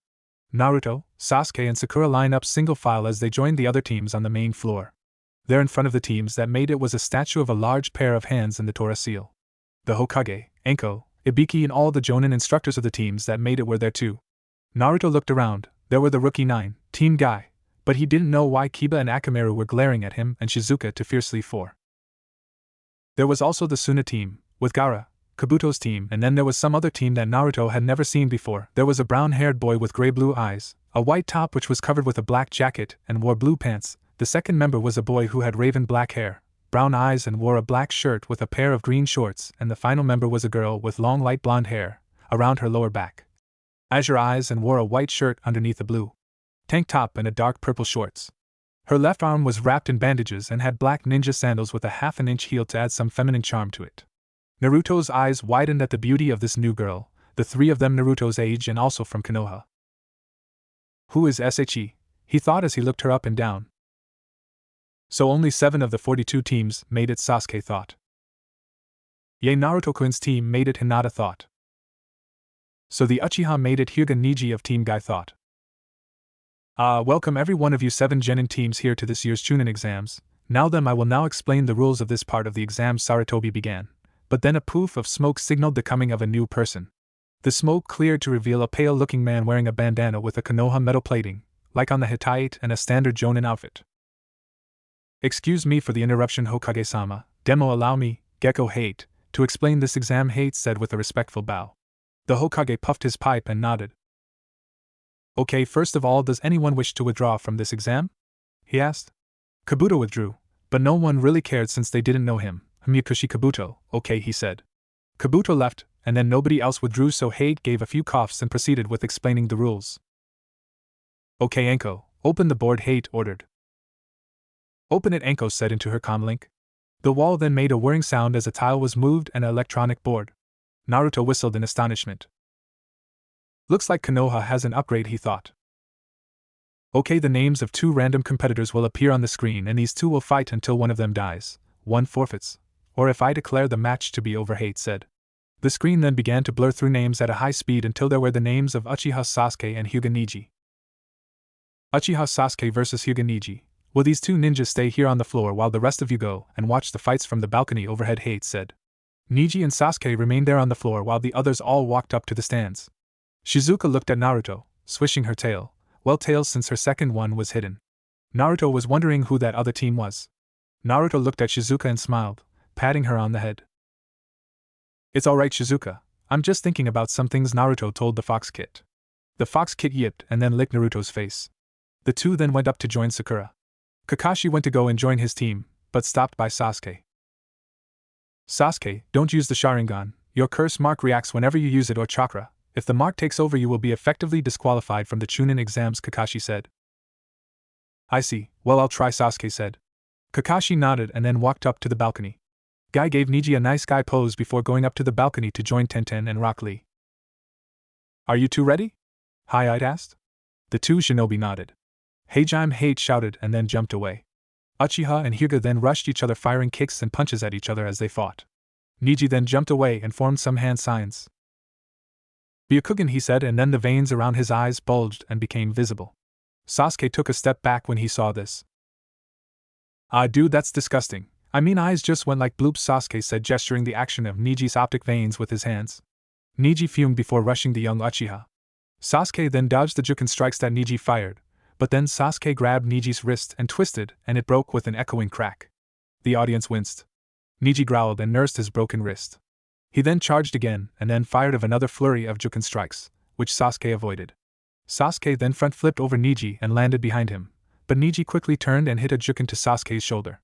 Sasuke winced as he felt the chakra shut off at that point in his body. Neji smirked, but was then forced to go on the defensive as Sasuke shot a flurry of kicks and punches.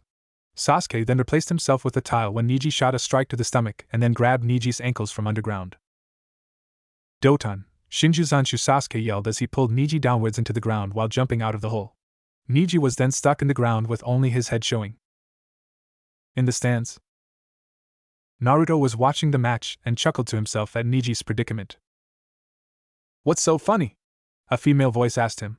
Naruto and Shizuka turned at the sound of the new voice. There next to him stood the new girl, her azure eyes looking at his cerulean ones. Naruto swallowed the drool that nearly escaped his mouth and coughed. Gomen, what was your question? Miss Naruto asked, not knowing her name. The girl giggled and then looked back at Naruto. Gomen, where are my manners? I'm Rime Sora, Twilight Sky, and you are? Sora asked. I'm Uzumaki Naruto, future Hokage, and this is my partner, Uzumaki Kitsune Shizuka, Naruto said. Sora looked at the blonde male. Naruto was blushing a bit when Sora began to stare. So Hokage, huh? You definitely want to prove something if you want to aim for that, Sora said. Anyways, my earlier question was why were you laughing when Sasuke pulled Neji down? Not that's a not funny demo. Well, you see, for our Genin test, we had the bell test with Kakashi-sensei and he had done the Shinjuzanshu on Sasuke, Naruto said as he reminisced about the past. Sora chuckled a bit before looking back at the match. So who are your teammates? Naruto asked the azure-eyed beauty. Sora looked back at Naruto and then pointed right next to her. Matsumoto Shinji and Fuma Erasure, she said. Naruto looked and saw the two males admiring Sasuke's battle and then taking some glances at Sora, like they were watching over her. Back with Sasuke and Neji, Neji was struggling to get out of the ground. Neji was starting to get annoyed before he got an idea. Hack show, Kaiten/8 trigrams, rotation, Neji said, and then a chakra dome surrounded the submerged Hyuga. Neji then began to spin at high speeds, kicking up tile and rock. When Neji was done releasing the ground's hold on him, he jumped out. Sasuke then prepared to fight, but then felt immobilized as soon as Neji hit the ground. Neji was in a peculiar stance, his left arm was parallel to his left. Hack Rokujian show/8 trigrams 64 palms, Neji said, and then rushed forward, hitting 2 of Sasuke's tenketsu. 2 hack, Neji said, and then followed up with 4 strikes, then 8 strikes, 16, 32, and then finally the grand finale as Neji hit Sasuke with a rapid series of blows, shutting off all 64 of Sasuke's tenketsu. 64 hack! Neji shouted as he fired the final blow to Sasuke's stomach. Neji then stood back up straight as he saw Sasuke roll on the floor. The Hyuga cannot be defeated by mere Uchiha, Neji said, his Byakugan staring at Sasuke's immobile form. Naruto was laughing in the stands. Come on, Sasuke, get out of the ground, Naruto said. Sora was looking at her new friend and gasped when she saw a form burst out of the tile floor.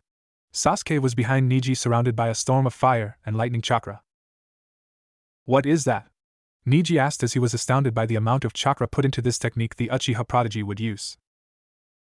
It's called Ryu no Erasure/Strum of the Dragon, a powerful ending blow in the taijutsu style I've been learning, but I added my own twist to it, and the result of that twist is what you see, Sasuke said. Neji was shocked, and then Sasuke blurred out of existence. Neji was looking around, but he couldn't find Sasuke even with his Byakugan. Neji was then hit with a strong uppercut. Electricity shocked his body as he flew upwards, about 20 feet up. Sasuke then jumped up and delivered a flaming kick to Neji's stomach, burning the Hyuga and knocking the wind out of him. Neji nearly crashed into the wall, which would have seemed like a slap on the wrist compared to the electrocuted fist and foot Sasuke planted into Neji's back.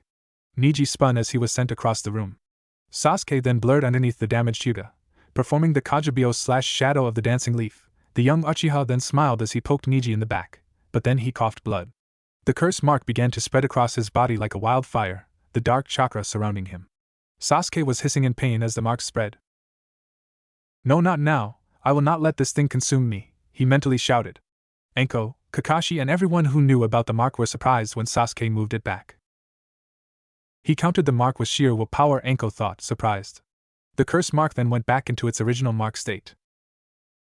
Ikuzo he and then fired a quick fire-infused kick to Neji's ribs, hearing a satisfying crack. Then Sasuke spun his body, electricity then coursed through his right fist, and then using the centripetal force of his spin slammed the fist into Neji's face, electrocuting him. Then they were only 5 feet above the ground. Sasuke then readied his final blow, concentrating all the fire and lightning chakra into his right heel. Sasuke then slammed his heel into Neji's stomach. The burns and electrocution caused him to scream in immense pain before fainting, his shirt having a little ember on it, and his body having little sparks flying off. He checked to see if the Hyuga was alive, which he was, and then medic means came to take him to the hospital room. Kakashi then jumped to the floor and told something to Sasuke. Sasuke brooded before nodding and the 2 Sharingan users left the room. "Sug, that was a really unexpected move Sasuke pulled," Sora said. Naruto looked at her quizzically. "You know, I've now noticed that you don't call Sasuke-kun like all the other girls our age in Konoha," Naruto said. "Yeah, the other girls thought I was weird because of it, but I mean I saw Sasuke as an emo, with a duck's ass for a head," Sora said. Naruto laughed. "At least there's one girl who knows that," Naruto said, "but I can still top that move Sasuke used." Now it was Sora's turn to do the quizzical look. "Oh really, Mr. Fox, well then you sound confident, what is it?" she asked, stepping a bit closer into Naruto's personal bubble, her eyes having a seductive look in them. Naruto blushed, a shade of pink, as Sora came closer. He then showed her his foxy grin. "Well then, Ms. Rime, you'll find out when Shizuka and I go to the floor." Hinata, who was on the opposite balcony on the other side of the room, was glaring at Sora. "Why that little what does she think she's doing, making advances towards my Naruto-kun? If I have to fight her I'll beat her to a pulp and then Naruto will fall in love with me," Hinata thought. Kiba and Shino slowly backed away from the female, Hyuga heiress, when a wicked grin spread across her face. "What do you think she's thinking?" Kiba whispered to Shino.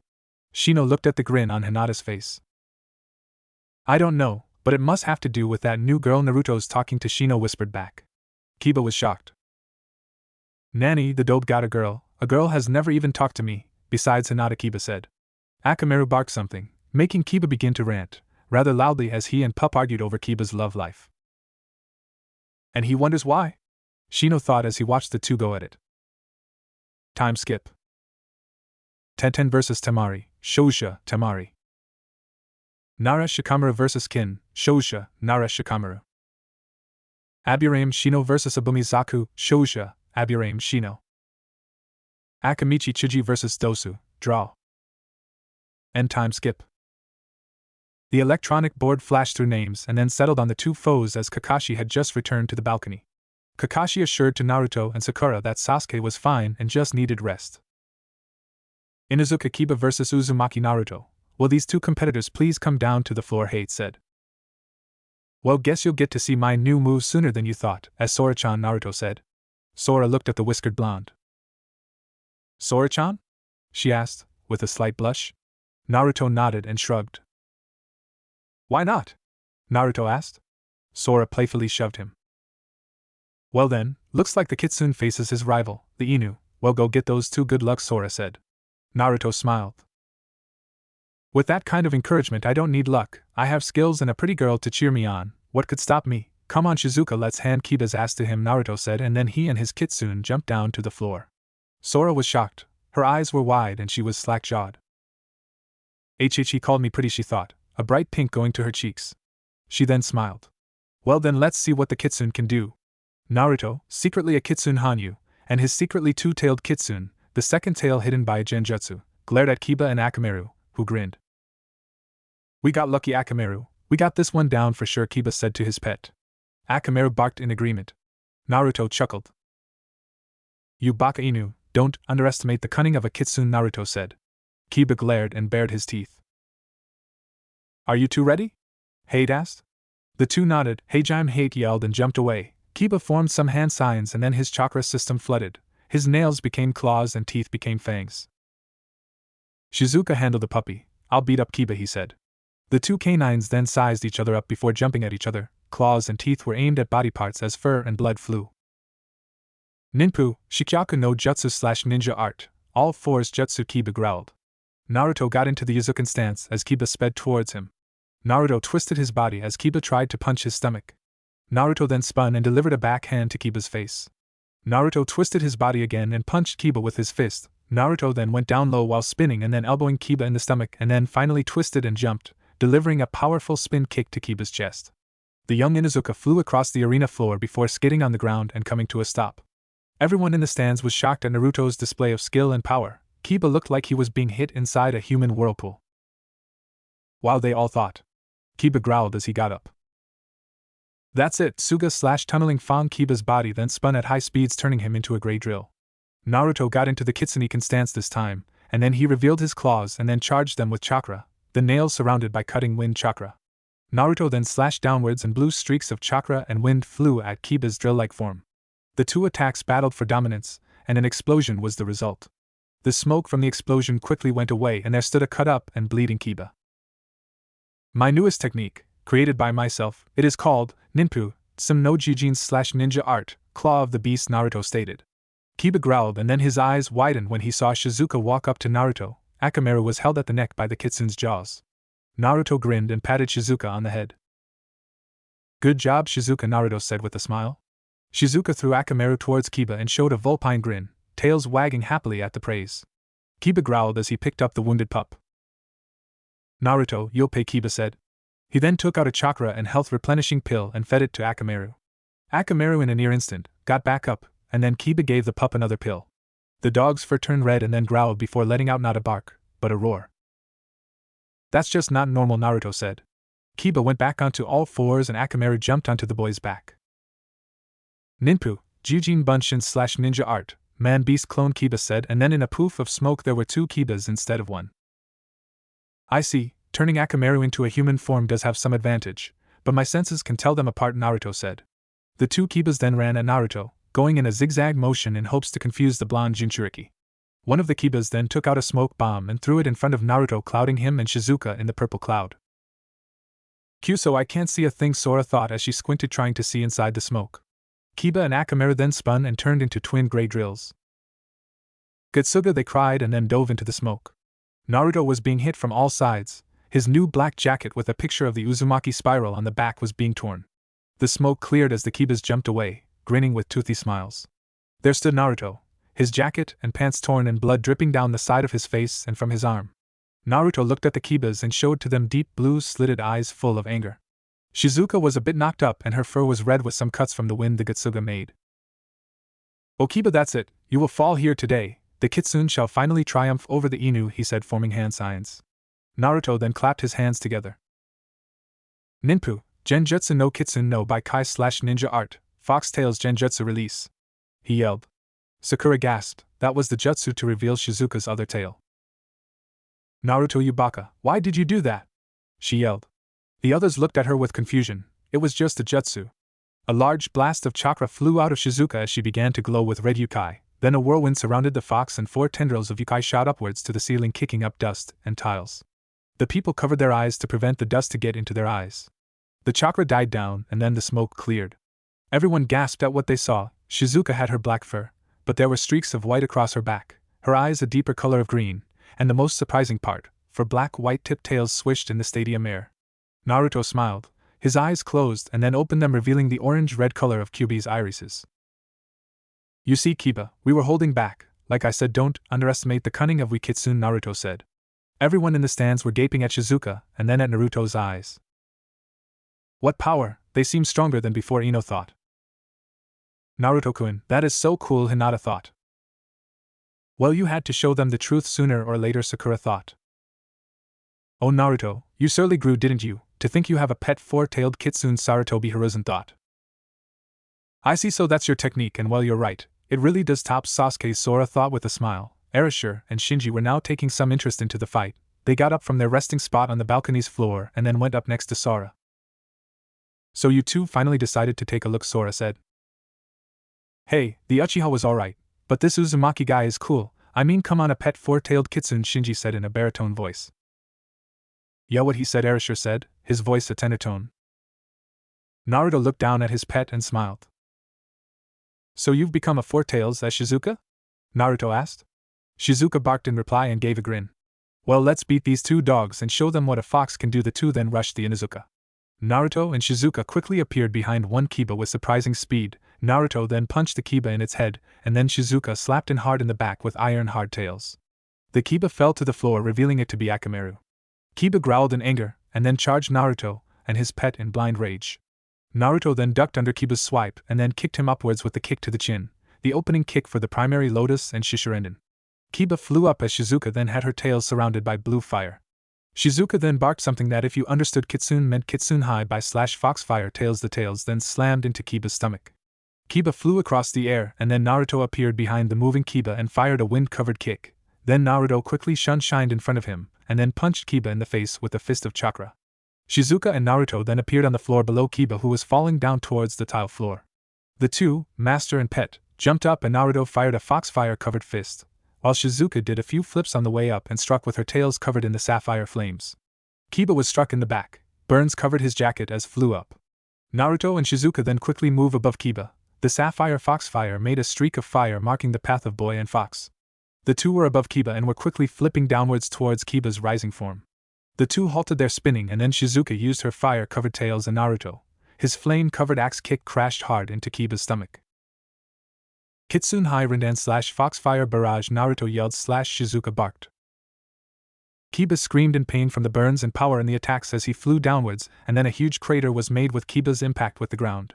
Kiba was alive as decreed by hate, and then turned to the landing Shizuka and Naruto. Shizuka barked in happiness at the victory. Naruto grinned and then ruffled Shizuka's head. He and the Kitsune then walked back up the stairs to the balcony, to find the people clapping for him. Sora ran up to him and hugged him. Naruto was taken back by the show of affection and then grinned. Sora released the hug. That was so cool, Naruto-kun. You were all flashing from place to place, and that Kitsune high Rindan that really topped Sasuke's, Sora said. Naruto scratched the back of his head in embarrassment. I guess I overdid it a bit, but thanks for the praise, Sora-chan, Naruto said. Then Shinji and Erasure walked up. Hey Shinji, Erasure, what did you think? Naruto asked Sora's teammates. The two glared at the Jinchuriki, making Naruto feel nervous. Then their expressions changed from serious to happiness. Sug, Naruto-san, I can see why Sora has taken such a quick liking to you. She took at least a week to get used to us, Erasure said. Sora blushed a bit before punching Erasure in the arm. Shinji chuckled. Like what Erasure said, I think you did an awesome job, he said, shaking Naruto's hand. Shizuka barked before jumping up to get attention. The four genin chuckled. You did a good job to Shizuka-san, Shinji said. Shizuka puffed out her chest in pride. They then heard the sound of the electronic board flashing through names with a beeping sound. The names then slowed down, going slower and slower. Will Rime, Sora and Hyuga Hinata please come down to the floor, Hate said. Naruto then gave Sora a hug. Naruto and Sora blushed a bit. Good luck, Sora-chan, he said. Arigato, Naruto-kun, she said, and then jumped down onto the floor. Hinata and Sora faced off against each other. Hinata activated her Byakugan and got into the Juken stance. I will win Naruto-kun's heart through defeating this girl, Hinata mentally growled. Sora got into a basic fighting stance and prepared to face Hinata. Hey Jaime, Hate yelled. Hinata quickly ran at Sora and cocked back a chakra palm strike to Sora's stomach. Sora formed hand signs and took a deep breath. Katon, Gakaku no Jutsu, she yelled, and a large fireball flew out towards Hinata. Hinata jumped over it, and then Sora jumped up and the two kunoichi met in a flurry of punches and kicks. Sora was careful not to get hit by Hinata's Juken strikes. Hinata then grinned when she saw an opening and struck Sora in the arm, making it go limp. Sora gritted her teeth before charging it with chakra and hitting Hinata in the face with it. Hinata flew back into the wall and slowly got up. Blood fell from her mouth and glared at Sora, the Byakugan blazing. Sora then quickly channeled a lot of chakra into the Tenketsu, and the point in her arm was back to normal. What did you do? It's not possible to stop the Juken, Hinata cried.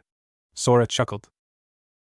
So the Hyuga say, but just in case I've had to fight one of you, I came up with my own way to counter the Juken, forcing a large amount of chakra to the sealed point, and then force and open, Sora explained. Sora then formed hand signs. Futon, Furuenden no Jutsu, Sora yelled, and the wind dragon flew from her mouth and barreled towards Hinata. Hinata used her Byakugan and spotted the weakness in the dragon, and then she spun and struck the dragon's yellow eye, her hand getting cut in the process, but the wind dragon fell with a roar. Hinata nursed her injured hand and glared, releasing killer intent at Sora. Sora grinned and then formed more hand signs. Hinata ran at Sora, full speed, in an attempt to stop the blonde, but it was too late. Katon, Erasure High no Jutsu / Ninja Art, Firestorm Jutsu, Sora cried, and then a swirl of red and orange flames swirled around her feet before spinning into a tornado and sped towards Hinata. Sora then formed some more hand signs. Futon, Taifu Madri no Jutsu / Wind Style, Hurricane Jutsu, she said, and then a huge blast of wind went towards the tornado of fire and made it even more than it was before. Hinata's hair whipped back from the strong winds, fear evident in her eyes as she saw the awesome chakra and power this attack possessed. Dear Kami, how will I get out of this? Hinata thought. Hinata tried to run from it, but wherever she went the tornado followed. Little embers were flying off, some nearly hitting Hinata in the face. Sora clasped her hands together and thought it was time to finish this. She made the tornado reform into something else. Front and back appendages extended from the tornado. 9 whip-like tails followed, and then the head of a Kitsune emerged, and it let out a howl. This is my newest jutsu. I came up with it just now. I call it Kyubi no Hai, the blonde girl said. She then moved her arms, and the fox followed her arm movements. This is my Kekai Genkai, the ability to bend fire to my will, she said, and then she shot her arm forward. The Kyubi of fire let out a menacing howl, and before Hinata could blink, the fox was already in front of her. Its glowing blue eyes of fire stared into her soul. Give up, Hyuga, you can't win, she said. Hinata nodded and fell to her knees. I surrender, she said. Shosha, Rime Sora Hate said. Naruto whooped with joy and clapped for blonde female. Sora showed the Jinchuriki a grin and walked up the stairs to see her Naruto-kun. And why Naruto-kun? Where is all this stuff coming from? Stop thinking, you stupid brain, Sora thought. Time skip. Sakura vs. Ino draw. Gaara vs. Lee Shosha, Gaara. Erasure vs. Shinji Shosha, Erasure. End time skip. The winners of each round then lined up as they stood before the Hokage. Well, good job, Hyugenin, Konoha, and others. Now then, in 1 month the finals for this year's Chunin exams will take place in the Konoha arena at 10 a.m. You will be able to use this time to train for new strategies and come up with new techniques in order to surprise your opponents. You must also have to put on a good show for the daimyos of Kaze, Mizu, and Hai will come to see this. Now then, you will draw numbers from the box Hate has in his hand, and then you will face that opponent, such as number 1 will fight number 2, and so on, Sarutobi explained. Hate brought out a little wooden box with pieces of paper in it. The genin present all drew their numbers. Erasure 1. Shino 2. Shikamaru 3. Temari 4. Sora 5. Gaara 7. Naruto 8. Okay, that leaves Uchiha Sasuke with number 6, so Hate show them the tournament sheet, Sarutobi said. Hate then drew a piece of paper and wrote down a few things and then showed it to the genin to show the matchups for the finals. Fuma Erasure vs. Aburaim Shino. Nara Shikamaru vs. Sabaku no Temari. Rime Sora vs. Uchiha Sasuke.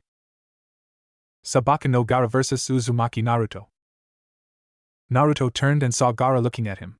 Naruto glared at the Ichibi Jinchuriki with now glowing crimson eyes. Gaara's eyes flashed to a golden color, like sand, as he glared back at the Kyubi Jinchuriki. The genin then all left with their teams to finally prepare for the matches. 1 month and the battles of the champions will begin. Naruto took one last look at Sora and smiled before leaving with Sakura and Kakashi. Naruto sighed as he walked down the road of Konoha. He was alone though, because his secretly, no longer a secret four-tailed Kitsune, Shizuka was feeling a bit drained after using the foxfire so much, and not to mention he didn't have a sensei to train him for the exams. Great, just great. Kakashi-sensei bailed on me to teach Sasuke team and left Sakura and I without trainers. I mean, sure, Sakura's weak as hell, but she's still a member of the team, he thought. Naruto looked up at the sky and watched the clouds float by. Naruto stopped when he heard a shift in the wind and a figure landed in front of him. Naruto looked at the man, dressed in navy blue shirt and pants with matching color sandals and a bandana Hittite around his head, and wore dark glasses like Shino's. Ebisu-san, what's up? Shouldn't you be teaching Konohamaru? The Kitsune Hanyu Jinchuriki asked. Ebisu adjusted his glasses and grinned. Yes, well, Kakashi-san told me that since he would be training Sasuke, he gave me the task of training you, Ebisu explained. Naruto groaned in annoyance before he complied, and then he followed Ebisu to who knows where to train for the finals. Konoha Hot Springs. So you brought me for a bath? Naruto asked the closet pervert as he stared at the inviting warm waters of the hot springs. Ebisu adjusted his shades and chuckled. Oh no, young Naruto, we are here to train. I will now teach you to control that immense amount of chakra you have. You see, you have an enormous amount of chakra, even without the kyubi, and so we must have you learn to control that chakra, Ebisu explained. Naruto nodded. Demo, how will taking a bath help me with this? The blonde Jinchuriki asked. Have you learned the tree walking exercise? Ebisu asked. Naruto nodded. Well, I shall now teach how to walk on water. Naruto's eyes widened, and then he remembered how Kakashi and Zabuza were standing on water when they fought on the mission to Wave Country. Sug, teach it to me, Naruto said excitedly. Okay, well, you see, in order to accomplish the task of water walking, you must first concentrate chakra to the bottom of your feet, then you take a step onto the water while continuously releasing a steady amount of chakra, and voila, water walking, Ebisu explained. Naruto processed what Ebisu just told him, and then nodded. Okay, I will now show you a demonstration, Ebisu said. Ebisu made the ram sign, and then he took a step onto the scalding hot waters, and then another. Ebisu kept this up until he finally reached the center of the spring bath. Naruto looked at the special Jonin with awe. Okay, here I go, Naruto said. Naruto channeled chakra to his feet, and then took a step forward. Naruto then took another step before he fell into the hot waters. Ah, hot, hot, hot! Naruto yelled as he scrambled out of the water. Remember, Naruto-san, keep the flow of chakra constant. Unlike the tree climbing where you just focus chakra to your feet and climb, you must keep releasing the chakra you generate for this exercise, Ebisu said from his spot. Naruto nodded and stripped down to his green boxers since his other clothes we soaked. Naruto continued to try and master the water walking, and finally, after his 20th try, when Ebisu thought all hope was lost, he heard a cry of joy. Ebisu looked up and saw the blonde boy standing in the surface of the water, but his excitement caused him to lose focus and he fell. Ebisu chuckled as Naruto got out. Well done, Naruto, he said as he jumped over to Naruto. Now then, just keep going until sunset, and you can go home. Naruto whooped with joy and then continued his water walking. Ebisu smiled as he watched the boy, and then he heard a giggling. Ebisu looked and saw a white-haired man peeking into the girl's bathhouse. Ah, you vile person, I cannot let such horrendous acts be done, Ebisu said, and then rushed at the white-haired individual. The man turned and then slammed his palm on the ground. A large toad appeared, about the size of a small horse, and then wrapped its tongue around Ebisu before slamming him into the ground, knocking Ebisu out like a light. Naruto turned from his water walking and jumped over to his substitute sensei's side. Well, he's out cold, Naruto thought, and then glared at the toad man. Hey you Arobaka, what the hell do you think you're doing knocking out my sensei in the middle of my training? Naruto yelled. The white-haired man looked at Naruto and frowned. What do you mean the water walking exercise? He asked. Naruto nodded. By the way, who are you? Naruto asked. The man smirked before doing a strange dance. I am feared throughout the elemental nations, may tremble in fear when they hear my name. I am the Gama Sannin of Mount Mayaboku. I am the gallant Jiraiya, also author of Ika Ika Paradise, he added as he pulled out the dreaded orange book. Naruto gasped and pointed at the book. I've seen that book before, Naruto said as he remembered Kakashi. Jiraiya grinned. Really, it's been getting pretty famous these days, Jiraiya said. That book is a disgrace to all mankind. What is wrong with you? And besides, you knocked out my sensei, so why? Naruto cried. Jiraiya's face became full of rage. It is not. This book has changed the lives of many, Jiraiya said. Besides, I don't think you're even worthy enough to have me oversee your training, Jiraiya said. Naruto growled and then formed the ram sign. Oryoke no jutsu, Naruto said, and then in a poof of smoke Naruto turned into the naked blonde female we all know and love. Jiraiya's eyes widened and then began to take noted in his book. Sug, this is amazing, you are a genius. What's this called? Jiraiya blabbed as he tried to resist the urge to have a nosebleed. It's called Oryoke no jutsu, Naruto said as he scratched his head. Well, kid, looks like you got yourself a sensei, Jiraiya said. So you'll help with my training? Naruto asked, putting on a cute face. Yes, but on one condition, Jiraiya said. One condition, what is it? Naruto asked. Jiraiya got a blush on his face and then looked at the female Naruto. You have to stay like that whenever you're around me, Jiraiya said while giggling perversely. Naruto reverted to normal and had wide eyes. You sick pervert, you disgust me, Naruto yelled. Nani, Gaki, I am no ordinary pervert, I am a megaperv ROAR, Jiraiya said. Naruto shook his head. This man has no shame, he thought. Look, can you just oversee it, please? By the way, in case you were wondering, my name is Uzumaki Naruto, Naruto said.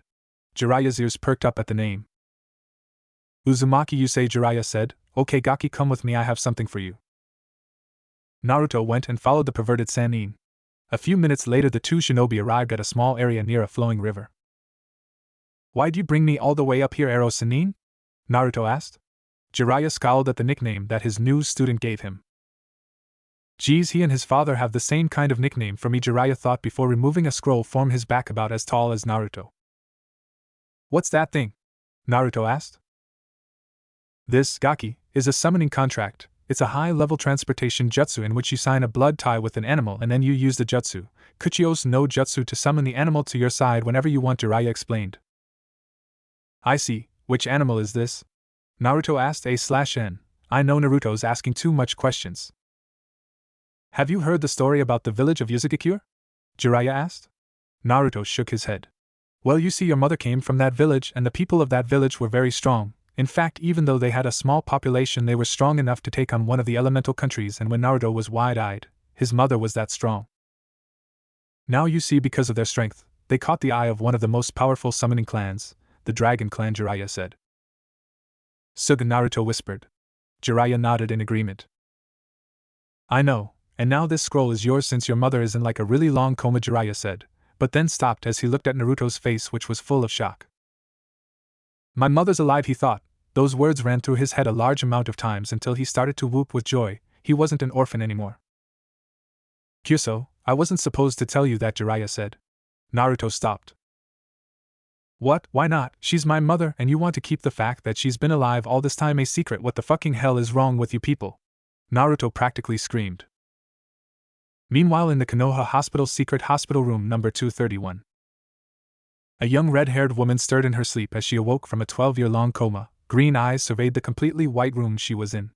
Wearing nothing but a hospital gown, the red-haired woman sat up and yawned, cracking her stiff joints and stretching her tight muscles. How long was I out for? She asked the ceiling. This was Uzumaki Kushina out of her 13-year-long coma. Then she stepped out after removing the 4-tube from her arm, taking in a long breath of fresh air. A nurse was passing by and saw Kushina and immediately ran to tell the other doctors. Kushina sneezed before walking after the nurse. Kushina walked down a few flights of stairs and saw a whole lot of people standing in front of the door and smiled. Welcome back, good to your healthy, Kushina-san, they chorused. Kushina smiled. Arigato, now I want to see my little Naruto-kun, she said. The whole room paled when they heard the name Naruto. Did you follow Minato-kun's wish and make sure my baby Naruto was seen as hero? She growled. The whole room became silent. You assholes! Kushina became red with fury and sped off to the Hokage Tower. Hokage Tower. Sarutobi Hiruzen was doing a whole set of paperwork, and was beginning to crazy after doing so much. Sarutobi looked up at the ceiling and prayed to Kami. Please, Kami-sama, please do something to keep me away from this paperwork, he thought. A knock came on the door and the secretary entered. Hokage-sama, you have a visitor, she said. I love Kami-sama, thank you, Sarutobi thought. But his happiness was short-lived as he came face to face with an angry Uzumaki Kushina. Sarutobi paled. I hate you, Kami-sama, he thought as his ears were now filled with the sound of Kushina's loud and seemingly endless rant. 1 hour later. Sarutobi was on the verge of going deaf as Kushina continued her rant of death, and he then decided to end it. Look, Kushina, I understand that you're very, very, very, very disappointed with the villager for not seeing Naruto as a hero. But at least he's on his way to being a Chunin, he said. What, you think I'm just gonna forgive those? Did you just say my Naruto-kun's in the Chunin exams? She asked. Sarutobi nodded.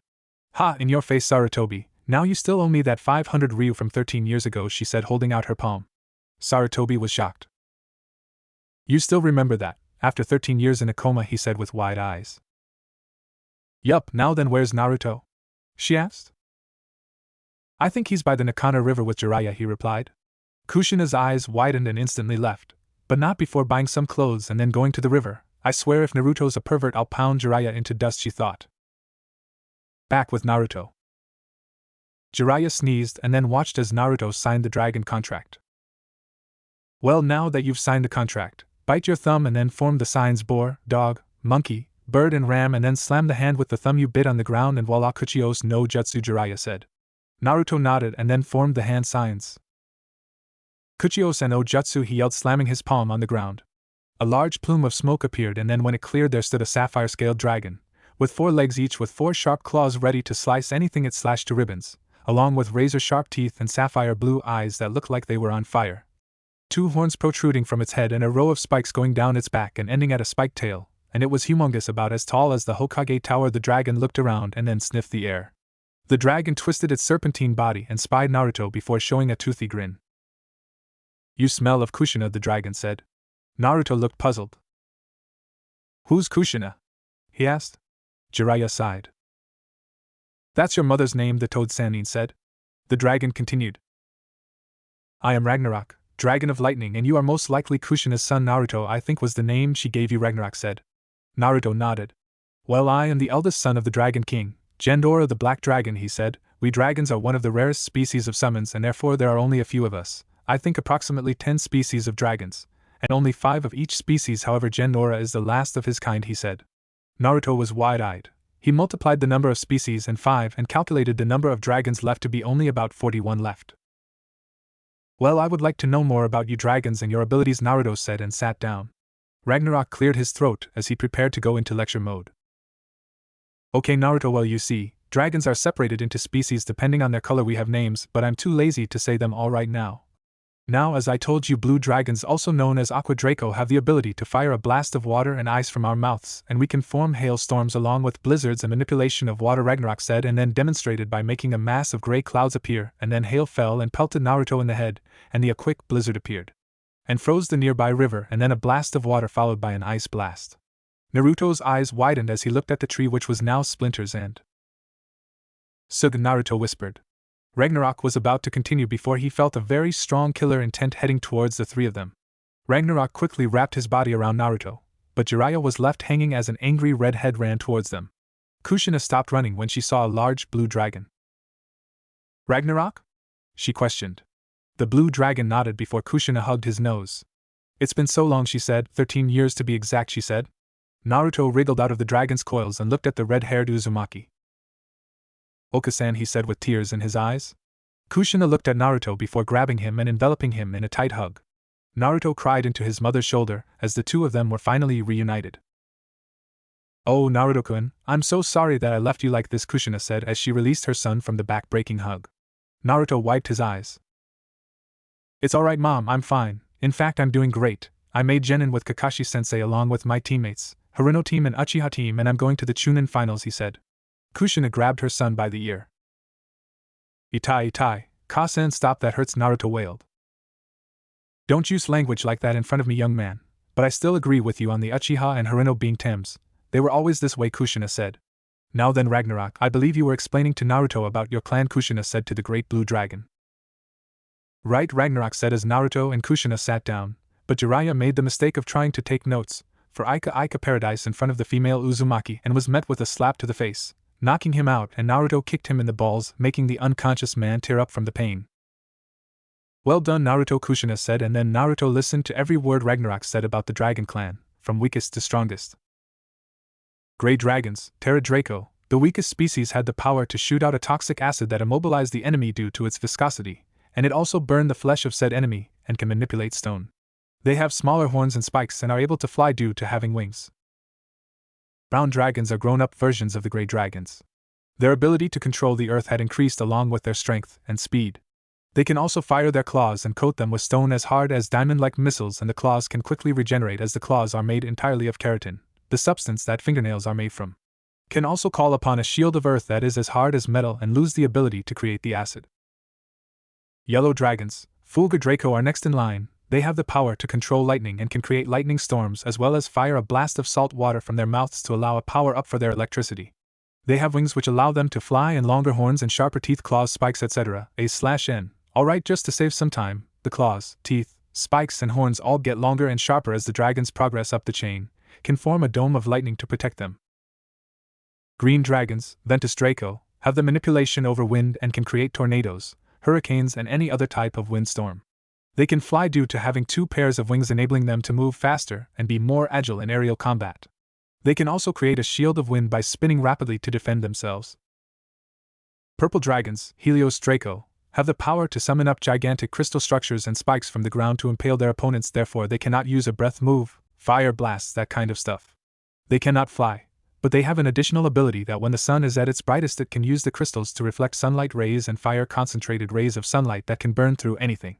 The crystals, when surrounding the dragon in a circular pattern, the dragon will be able to reflect light rays and form a shield of light that can protect itself from anything except for things that come underground and if the crystals are knocked down, but this rarely happens.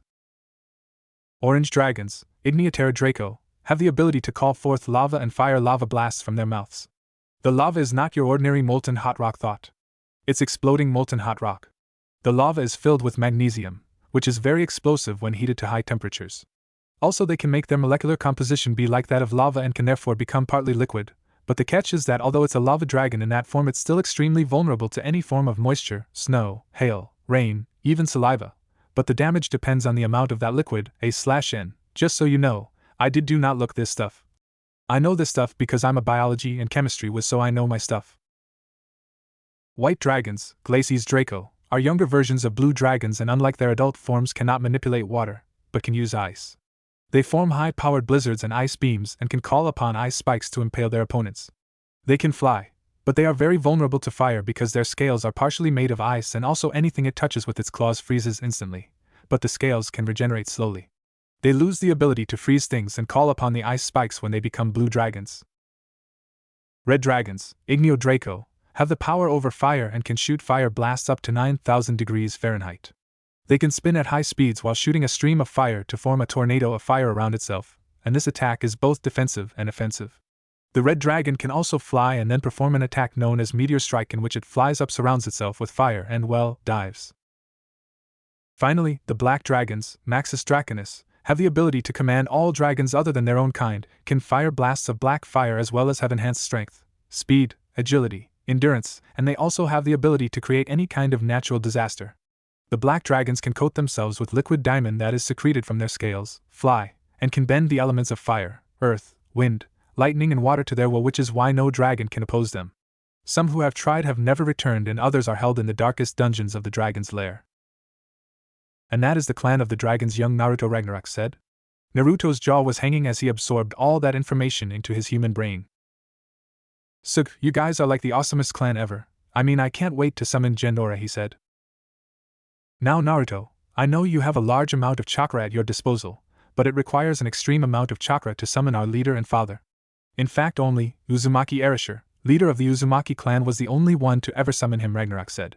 Call us when you need us. Also Naruto, I'll leave behind a friend to be your primary summon. This young dragon is a young hatchling, about 10 years after hatching. Take good care of him, for once a dragon becomes your partner, she cannot go back to the summoning world. Also his name is Kyoshi, Ragnarok said, and then went back home in a flare of water and ice. The water and ice left, and there where Ragnarok stood was replaced by a red dragon. It had golden yellow eyes and then eyed Naruto before letting out a sort of growl, revealing 2 rows of sharp teeth, and a few embers flew out too. The dragon hatchling was about the same size as Shizuka. Well, you must be Kyoshi, Naruto said. The young dragon growled and then nodded.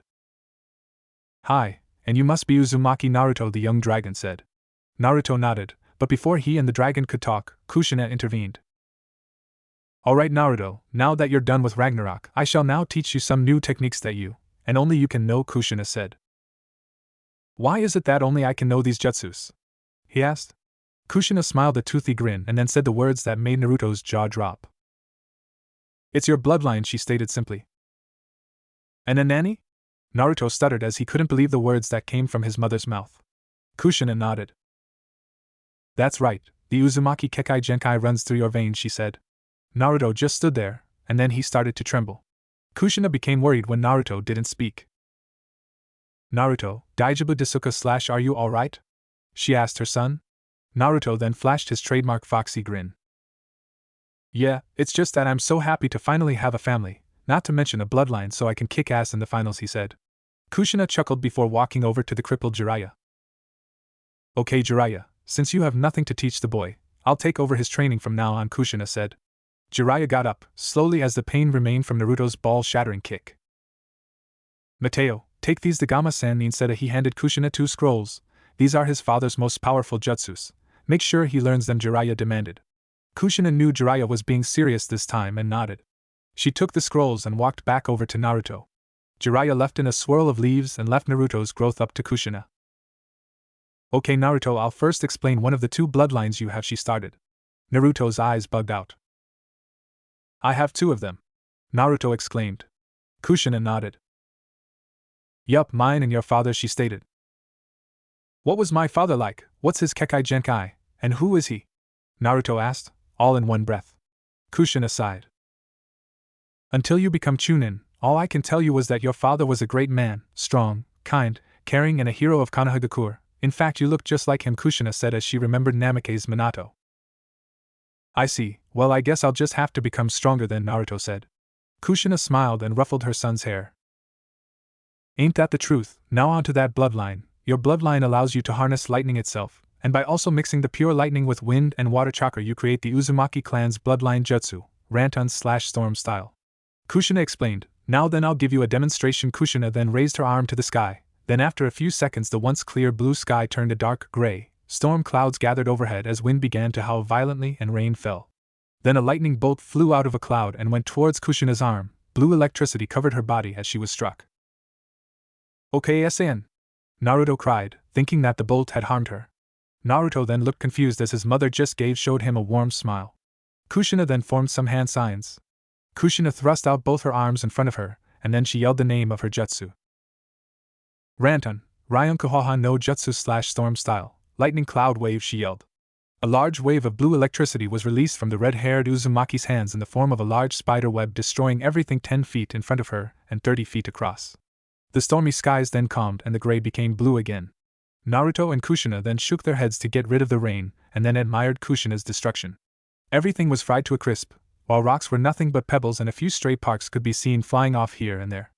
Naruto said the only thing that could come to his mind.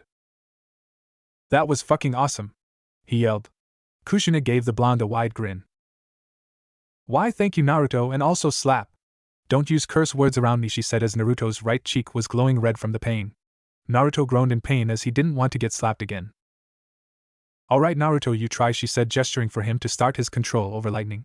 Now to harness lightning you must clear your mind of all thoughts, focus only on the lightning bolts if the case may be, and then when you feel like that static energy is about to explode, let it loose and it will fire off and destroy anything in its path depending on how much of the lightning you choose to control, she said. But we'll do this in steps. First step, changing the weather conditions to ones of a storm, she began. Naruto hung to every word his mother said as she explained on how to change the weather conditions. Apparently you fire off a large amount of chakra, or by just using a high-level katan jutsu into the air, the evaporation and condensation processes will immediately form storm clouds. Alright, let's do this, Naruto shouted. He then brought his hands together in the tiger hand sign and concentrated his chakra. A huge swirl of blue surrounded the blonde Uzumaki, kicking up dirt and rocks into the air. Naruto then charged all of it into his hands, and then shot his right arm skyward. A concentrated beam of chakra was released into the clouds, creating a huge hole in a couple of them that were right above him. Kushina was amazed by how much chakra her son had as she watched the chakra shoot into the atmosphere. Naruto then panted, looking up at the sky, and fell to his knees. Kushina ran to her son and checked on him. Naruto, are you alright? That was an insane amount of chakra you used. I mean, I have a lot of chakra too, but yours is just pushing the limit, she said. Naruto chuckled. Well, I guess I should tone it down then, he said with a smirk. Kushina shook her head, chuckling, and then helped Naruto up to his feet. Kushina then looked up and saw that the sky was now becoming overcast. Dark gray clouds appeared above the two Uzumakis, and then a few seconds later an unexpected storm hit them. Winds blew violently as they nearly cut skin. Rain fell and hit the ground with enough force that it stung upon contact with you, and then thunder boomed and lightning flashed across the sky. Kushina chuckled. Well, Naruto, time for step 2, controlling the lightning bolt, she yelled above the howling winds. What? He cried already, but shouldn't we? Kushina then shook her head. No, but son, you're an Uzumaki and Uzumakis learn fast. Now then, in order to control lightning you must coat your body with chakra so as to protect it from the static discharge created by the lightning. Now then, when you do that, your body literally becomes a human lightning rod and the lightning will strike your body.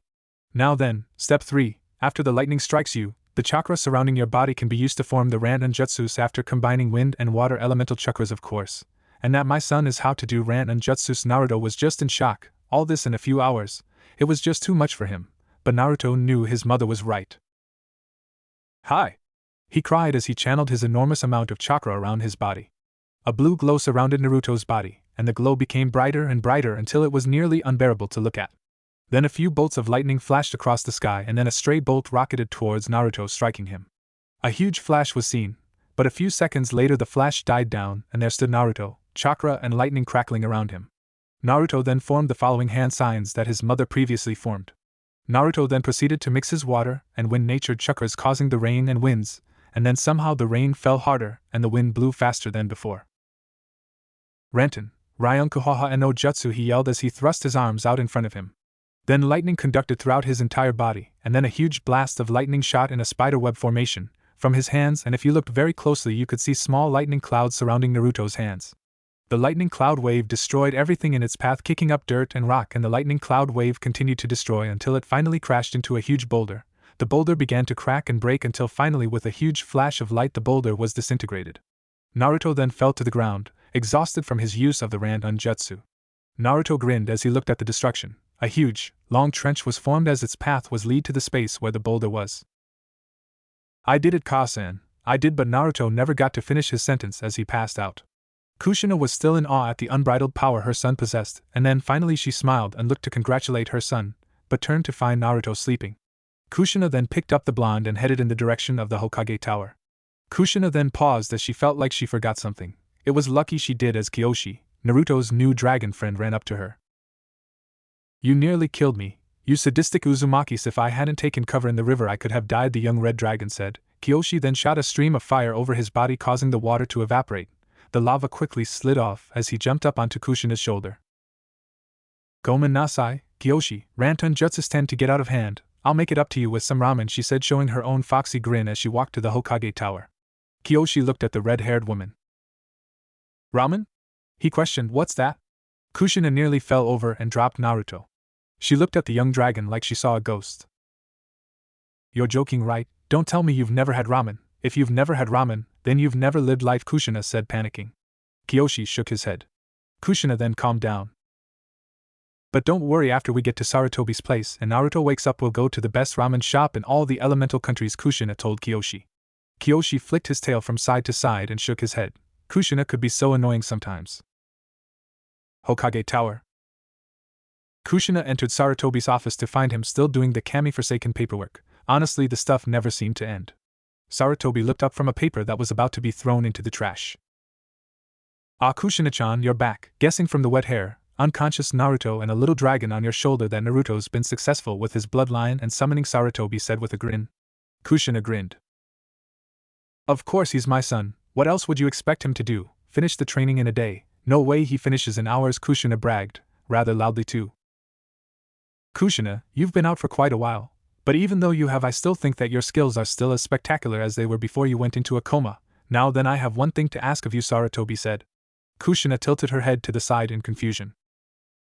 "Would you like to rejoin Konoha's shinobi ranks as a jonin?" the Sandaime Hokage asked the last daughter of Yuzugakure. Kushina thought for a while and shrugged.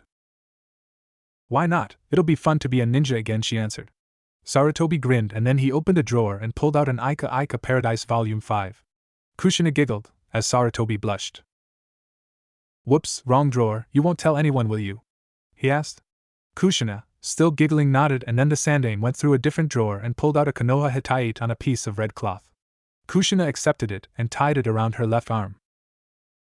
Just then a young Mitarashi Anko walked in the office. "Hey Hokage-sama, can I get the day?" Anko paused as she saw her old friend. Anko rubbed her eyes and pinched herself to see if she was dreaming. She felt pain, which means it wasn't. Anko then got a wide grin on her face, along with Kushina. "Kushina!" Anko yelled. Kushina raised her arms in the air in surprise, causing Kyoshi to fall off the redhead's shoulder and the dropping of Naruto on the ground with a thump. "Anko!" The two females ran towards each other and hugged. "How have you been, Anko?" "I mean, I've been a fucking coma for fucking 13 years, Kushina said. Anko chuckled. "I'm a jonin and I happen to be judging the second part of the Chunin exams, and your Gaki passed with flying colors. Did the little Gaki show you his pet fox yet? It's awesome, it can like make fire and stuff," she said as she threw her arms every which way to show her exaggeration of the topic that is Uzumaki Shizuka. Naruto woke up. He smacked his lips and yawned. He looked around. He was Sarutobi's office. Kiyoshi was on the ground nursing his damaged claw after falling, and his mother was chatting with the sadistic snake lady. Naruto shrugged. Everything was normal. The blonde then got up and stretched, and then Kushina ran into Naruto. Good, you are up. Let's go to your apartment. I want to see your pet fox that apparently has special powers, Kushina gushed. Naruto scratched his head before glaring at Anko. Anko shrugged with a weak smile. Sure, Ka-san, let's go, he said, taking his mother's hand, and as he was about to leave, Anko stopped them. One more thing, Naruto, today's the Konoha Spring Festival. Who's your date, and Kushina, are you coming? The former apprentice of the Hibi-Sannin asked. Naruto shook his head and Kushina nodded. Nah, I have someone in mind though, and no, it is not a boy, Anko, so shut the hell up, Naruto said. Of course, Anko. I never miss out on a night to beat you in a drinking contest again, and also Naruto, I want to hear about this girl you want to ask and also slap. I told you no foul language in my presence, she said. Naruto nursed his damaged cheek as he picked up Kiyoshi, who then crawled up onto Naruto's head, and the two Uzumakis and the young dragon left to Naruto's apartment. Naruto's apartment. Naruto and Kushina were jumping on the rooftops of the village, and then finally Naruto jumped down in front of his apartment building, his mother right behind him. Naruto and Kushina then climbed the steps to the top floor of the building, stopping at the last door. Naruto flicked out a key from his pocket and unlocked it. Kushina and Naruto entered, and Kiyoshi just jumped off of Naruto's head and onto Kushina's, and Kushina was in complete awe. His apartment was actually clean, and Kushina shook her head in approval.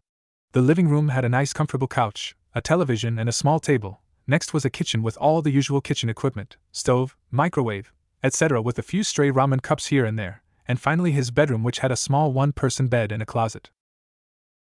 Sug/amazing, Naruto, for a boy living by himself for 13 years you've done pretty good on your own, but I think you should move out of this dump and come live with me in my house. Naruto turned and had shock written all over his face. Really, you want me to live with you? Naruto asked, not trusting what his ears had just heard. Kushina grinned. You're my son, of course I want you to come with me, she said. Naruto got tears in his eyes, but quickly wiped them away before glomping his mother. Arigato, Ka-san, he whispered into her chest. Kushina rubbed her son's back gently as he cried tears of joy. After a few minutes Naruto calmed down. Okay Naruto, where's this Shizuka I've been hearing about? Kushina asked. Naruto smiled and then whistled. A bark was then heard from the room across from the kitchen as the black four-tailed Kitsune bounded across the floor and tackled her master to the ground, licking his face. Naruto laughed as Shizuka showed how much she missed Naruto. Okay, down girl, Naruto commanded as the black fox got off. Kushina was in awe at what she saw before her. The green-slitted eyes of the young kit looked at Naruto, and then at her. Shizuka sniffed Kushina before nuzzling her leg. Kushina smiled and petted the young kit, but was still in shock about the four tails. Kiyoshi jumped down to the floor, and then the young dragon and fox stared at each other. Red-slitted eyes stared into green-slitted eyes. Shizuka then barked a greeting before extending a paw. Kiyoshi growled a friendly growl before extending out his clawed paw. A/N. What do you call a dragon's hand? The two then ran into Naruto's living room and sat on the couch as they talked to each other in animal language. The two Uzumakis were glad to see the two get along so well. I'm going to go pack now, Naruto informed his mother. Naruto then entered his bedroom to go pack. He retrieved a duffel bag and stuffed in his clothes that Kakashi got him, his toothbrush, some ramen, his little fox plush doll whom he dubbed Aisu, and a few of Shizuka's fox toys. Naruto then walked back in front to the living room. Oka-san, I'm ready to go, he called. Kushina got up off the couch, and then before leaving they stuffed Shizuka and Kiyoshi into the duffel bag and headed off to the Uzumaki household. A few minutes later, the two arrived at the Uzumaki compound. The place wasn't as big as the Hyuga or Uchiha estates, but it was around there. Welcome to your new home, Naruto, Kushina said. Naruto was in awe as he stepped through the gates.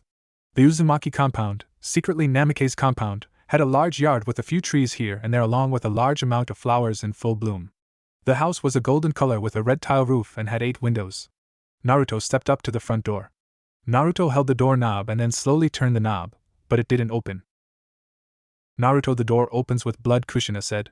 Naruto nodded and then bit his thumb and blood flowed freely from the bite mark. Naruto then swiped it onto the door knob and then the door was instantly covered with intricate symbols signifying the use of seals. The markings glowed a piercing teal color before turning black and the door opened with a click. Naruto stared at his mother with a wide open mouth and before he could ask, Kushina answered. Your father was good with seals, was all she said. Naruto forced his mouth closed and then opened the door. Naruto gasped. The house was huge. The first floor was a normal living room with 2 couches that could seat about 7 people each and 4 reclining chairs along with a plasma screen television, a cabinet filled with different movies, and below the TV there was a fireplace. A small ledge above the fireplace rested a small statue of the elemental gods, Hyjin, Raijin, Kazujin, Suijin, and Tsukijin, all surrounding a statue of what the artist depicted Kami to look like, a silver-haired man with golden streaks. He wore a white robe with gold and silver flames decorating it, and a necklace with finely cut gems, and the finishing touch a golden outline giving off a look as if the statue was shining in the light. And then next to it was a statue of a black dragon breathing out a stream of fire, and finally the last thing Naruto looked at, a photo of his mother next to a man with blonde spiky hair like his except wilder and longer, and had the same blue eyes. The man was wearing a white cloak and he and his mother were smiling, both bearing foxy grins on their faces. Naruto continued to stare at the picture. Kushina saw her son staring at the photo and then quickly pulled him away from it. The rest of the first floor was a huge kitchen and a dining area. "Come on, Naruto, let's go look around some more," she said. Naruto complied, but the picture was forever etched into his mind and he couldn't get his mind to wander from it. The second floor of the 5-story house was a training room, the third was a library filled with scrolls of jutsus and other important information. The fourth floor had split down into pathways, one leading right and the other left. "The one on the right leads to my room and the left is yours. You might want to put some stuff in there because since we never had time to put stuff in, all you have is a bed, a closet, and a bathroom," the secret wife of Yondaime said. Naruto nodded and walked into his room. The place was empty except for the queen-sized bed and a huge walk-in closet. Naruto quickly rested his duffel bag on the ground. When he heard a yelp, he quickly remembered about Kyoshi and Shizuka. He opened the bag and the fox and dragon instantly clambered out. The 2 animals were sweating from the heat of being cooped up in a bag for so long. "God damn it, Naruto, you could have let me and Shizuka-chan out," Kyoshi said. Naruto scratched his head from embarrassment. "Gomen nasai, Kyoshi-san, Shizuka-chan kinda got caught up in the moment of how huge this house is," he said. Kyoshi just shook his head and then he and Shizuka went to explore the house. "Don't go outside, okay guys?" Naruto called. "Sure," Kyoshi replied. Naruto then looked at his room. The walls were painted with a nature-looking theme. A forest took up the front wall in front of the bed and many varieties of animals were painted in the forest. The wall on the left was the edge of the forest leading to a narrow stream. A few fish were painted into the flowing waters and a few deer were there too, taking a drink too. The back wall was a clearing in which the river led to a small lake. Cliffs were above the lake as a painted waterfall sent cascading waters into the lake. 2 dragons could be seen diving from the sky towards the water about a few meters away from entering the lake. Finally, the right wall showed an entire horizon area. The sunset painted and looked almost as real as the other paintings on his other walls. The mixtures of oranges, reds, and yellows were a sight to behold. "Well, what do you think?" Naruto turned to see his mother leaning on the door frame. "It's so beautiful, I never thought art could look this realistic," he commented. Kushina smiled and then took her son's hand. "Come on, we gave to see the last floor," she said. Then Naruto and Kushina ran up the stairs to the final floor, which was just a big room filled with boxes. Naruto looked at one that read Kushina's clothes no touchy. Naruto's sweat dropped. Kushina could be so childish sometimes. "So what do you think of the house?" she asked. Naruto grinned his foxy grin. "It's perfect," he stated. Kushina ruffled the boy's blonde locks. "Great, now come on, we have to get some kimonos for the festival tonight. Also, I want to see you ask out your little friend," she said. Naruto blushed when she mentioned Sora and then left. Kushina chuckled. He's got it bad for whoever he's thinking of asking, she thought. Kimono shop. A young Rime Sora was about to purchase her kimono, which was an aqua color which accented her eyes and had a green flowers on it. Sora sneezed and wondered who the hell was talking or thinking about her. Sora shrugged and then returned to the task at hand, getting a kimono to impress Naruto. Back with Naruto. Naruto and Kushina walked into the kimono shop, but as soon as Naruto stepped in, glares were fired at him from all sides. Naruto's head dropped, but then he felt all the eyes stop glaring and he felt his other's killer intent as they walked through the shop. Naruto smirked. Okasan rules. As the two headed for the male section, Naruto ran into a familiar face. Sora-chan? He questioned. The blonde-haired, azure-eyed girl stopped when she heard her name. She looked around the shop and spotted the Jinchuriki, and waved while walking towards him. Oh, she's cute, nice curves, good dresser. Naruto, my son weighed to score 1 for the team, Kushina whispered. Naruto blushed a shade of red at what his mother said before turning to Sora. Hey Naruto-kun, Sora told the blonde Uzumaki, are you coming to the spring festival tonight? She asked. Naruto nodded. Hi, just came for a kimono with my Okasan, he said, gesturing to Kushina. Sora looked at the red-haired woman. It's a pleasure to meet you, Mrs. Uzumaki, Sora greeted the redhead. Kushina waved politely. Well, kids, I have to find myself a kimono. Why don't you two chat while I go look, she said. Don't forget to ask her, she whispered into Naruto's ear and then left with a mischievous smirk. Naruto and Sora then stood looking down at the ground as if it was suddenly the most interesting thing in the world. So Naruto started, how has your training been going so far? He asked. Sora looked up into Naruto's eyes. Pretty well, I've been learning some new jutsus. You? She asked. Naruto grinned.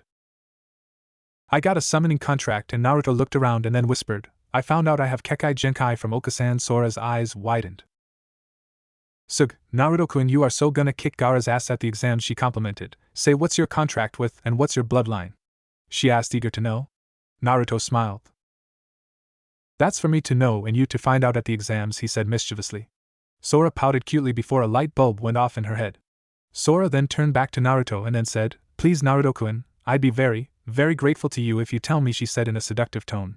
Sora pressed her body up against Naruto's. Naruto would have fainted on the spot had he not been in a shop of people who hated his guts. Naruto turned nearly 50 shades of red. Using all his willpower, he forced himself to say no. Sora grinned and then stopped her advances, making Naruto stop blushing. Naruto then looked at Sora as she was observing her newly bought kimono. Well, I have to go, need to get ready, you know, she said and then walked away. Naruto contemplated on what to do. It was now or never. Mateo, Sora-chan, he called. Sora turned around and smiled. Yes, Naruto-kun? Well, you see, for the FF festival people are CC carrying DDATTs, so I was wondering if you would maybe could go with me, he asked her with a huge blush. Sora was blushing also. Of course, she replied a bit too quickly, causing her to blush even more. Naruto looked up with a surprised expression. Gomen, I don't think I heard right, did you just say? Sora nodded her head rapidly. Naruto grinned his foxy grin before whooping with joy and then hugging the blonde kunoichi. I'll meet you at the festival at 7:30 in front of Ichiraku's, okay, Naruto said. Sora nodded with a blush on her face and then left. Naruto grinned before going off to look for a kimono. He went in the males section looking around. No, too emo, he said, long looking at a black one. Too happy, he commented on a pink one. Too creepy, too stupid, too gay, too, oh no, wait, this is the one, he said, taking a kimono off the rack. He grinned and then he found his Kasan, and then they both paid for their kimonos and then headed back to the Uzumaki compound. Naruto continued to train in his bloodline abilities and other powerful jutsus his mother taught him. Kushina finally thought he was ready and gave him the 2 scrolls she received from Jiraiya. What are these? The blonde Jinchuriki asked, observing the scrolls. These are jutsu scrolls, with very powerful jutsu inside, she told him. Naruto's eyes brightened when he heard the P word. Sugu, what are they? He asked. Kushina chuckled and then said, Find out for yourself. Naruto was about to do just that, but then looked at the clock in the living room. It said 6 o'clock. Kyuso, I'm gonna be late. Gotta shower and get dressed to meet Sora-chan, he said as he rushed to the bathroom in his room. Kushina chuckled as she watched her son. To be in love, she said, and then went to get dressed also. 7:30 p.m. Konoha streets. Young Reimei Sora was waiting in front of Ichiraku Ramen for Naruto to arrive. She looked at her watch. It was still 7:30 and she knew Naruto was not the type of person to stand up someone, but he couldn't help but have doubts. The young kunoichi was snapped out of her thoughts when she heard her name being called. She looked down the road to see the young Uzumaki running up to her. Gomen nasai, I needed to get some things done before coming, Naruto explained. Am I late? He asked. No, not at all, Sora said and then flashed the Kyubi Jinchuriki a smile. Naruto took the time to look over Sora. She was dressed in the flower-patterned, aqua kimono. Her hair was let loose, settling at her lower back, and she had on a slight bit of makeup. Beautiful, he thought. Sora was also looking over Naruto. His hair was still wild and unruly, but it suited him. He wore an ocean blue kimono which accented his eyes, and was patterned with purple and black dragons. He's handsome, was all she could think. There was a period of silence between the two, but Naruto decided to break the ice. Well, Sora-chan, I must say you look absolutely gorgeous tonight, he said with a foxy grin. Sora blushed and replied, Yeah, you look very handsome. The blue suits you. Naruto scratched the back of his head. Arigato, so how about we partake in the games, Naruto said, offering his arm. Sora grinned and took his arm. To the games, Mr. Uzumaki, Sora said, and the two set off. Along the way, Naruto was playing one of the shinobi games, one which was to throw all 10 kunai through a ring hitting the bull's eye, in which Naruto excelled in, and won a stuffed dog for Sora that looked like a brown version of Akamaru. "Hey Naruto," a loud voice called. Sora and Naruto turned to see his friends. Shikamaru was dressed in a leaf green kimono with a deer pattern, Ino was dressed in a yellow one with purple cosmos scattered across the surface. Chuji was dressed in a deep red kimono with pictures of bears all over it, Hinata was in a lavender kimono with a lilac pattern, Kiba's was gray with a wolf pattern, Shino was in a black kimono with golden butterflies etched across it, Sakura was obviously in pink with a picture of a cherry blossom tree on it, Erashur and Shinji were in similar kimonos, dark blue with black shuriken all over it. Neji was in a white kimono with silver birds on it, Tenten's was red with tigers on it, and Lee's was green and had orange squirrels. "Hey guys," Naruto greeted his friends, and Sakura, whom he said hello to in a monotone. "So Naruto, who's your girlfriend over there?" Ino teased. Naruto and Sora blushed at being mentioned as a couple. "We're not like that," Naruto and Sora said at the same time. "She's my date for the festival," Naruto explained, but then the young boy got a sly look in his eyes. "Who are you guys going with?" he asked with a foxy grin. "Ino, Chuji and I had to go together because Two-sen said so," Shikamaru complained. "Troublesome," he muttered. Naruto chuckled. "What about the rest of you?" Naruto asked. "We came in our teams, so we don't really have dates," Erashur said. Naruto then smiled. "Guess I'm the only one got a girl," Naruto joked, making the genin laugh. The group then left, but Kiba walked up to Naruto before leaving. "Make sure you give her a goodnight kiss after this is over," the dog fanatic whispered. Naruto blushed, but forced it down so Sora, who was chatting with Sakura, wouldn't see it. Naruto nodded and then returned to Sora. "Well, Sora-chan, care to play some games?" he said. "Once I kick your ass," she said. "Yeah right, I'm the best game player ever," Naruto bragged. "Well, we'll see if that's true," Sora replied with a sly smirk. Naruto and Sora then ran off to play the shinobi games. After Naruto won 7-6, he and Sora then went to get something to eat. Naruto waited in line and noticed Ino, Chuji and Shikamaru ahead. "Hey guys, hungry are you?" he asked. Ino nodded. "Yeah, all that walking and playing games made me hungry," Chuji said as he rubbed his stomach. Naruto then turned to Shikamaru. "Hey Shikamaru, I saw a sign for a shogi tournament a few stands back. You should sign up," Naruto suggested to his academy class pranking buddy. Shikamaru yawned. "Yeah, alright, it'll give me something to do," he said, and then walked to the stand. Shikamaru then signed his name, and then sat at a table facing off against an older man who appeared a bit too overconfident. Before he started, the Nara heard a female voice. "Fancy seeing you here," Tamari said as she walked up to him dressed in a purple kimono with green stripe that looked like the flowing wind. "Ditto," he replied. "I'm going to win the 5,000 real prize and trophy," she said with a smirk. "Okay, good luck with that," Shikamaru replied. Timri fumed before stomping off to her table to face her opponent. Shikamaru turned back to his table mate. "Prepare to lose, kiddo," the man said. Shikamaru just yawned, which annoyed the man, and the games began. Back with Naruto and Sora. "So Ino, why don't you have a date? I expected you of all people to come with one," Naruto said. Ino huffed and didn't say anything. "She got stood up," Chuji said. "Ah, I see," Naruto said. "Ino, walk with me," Naruto said. Ino was puzzled and stepped off to the side with Naruto. "What do you want, Dobe?" Ino asked with an annoyed tone. Naruto knew Ino was just upset and ignored the jab at his status. "Well, Chuji told me you got abandoned by your date," he said. Ino remained quiet.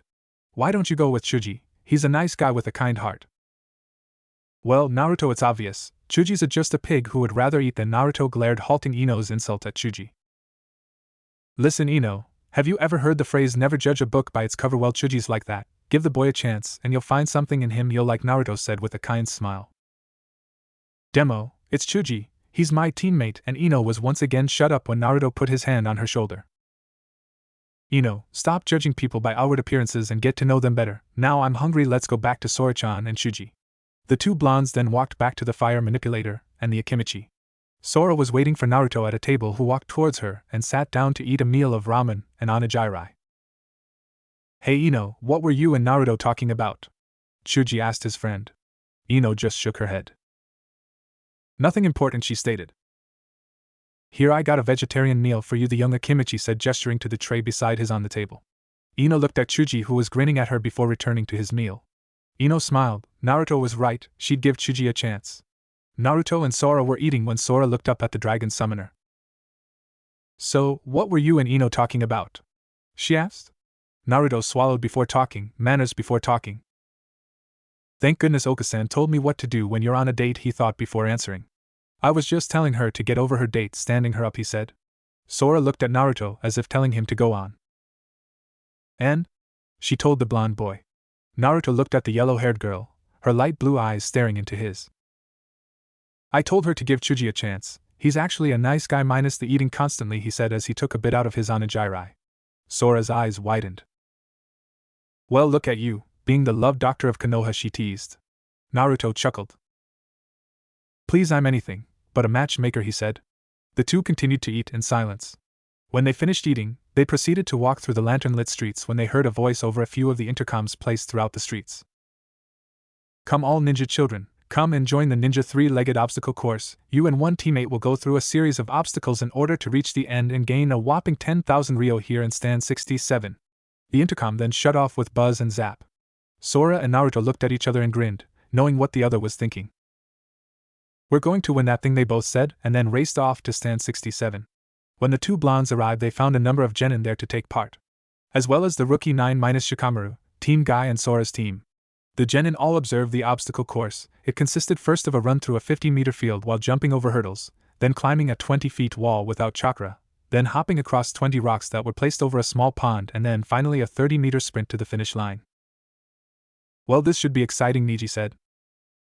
YOSH, my flames of youth will shine in this dark as I win this race. Lee yelled, flames burning in his eyes. The teams then lined up at the starting line. The teams then tied a firm knot around their ankles, but not enough to restrict blood flow. The teams are as follows: Shinji and Erasure, Sora and Naruto, Hinata and Kiba, Lee and Shino, Neji and Tenten.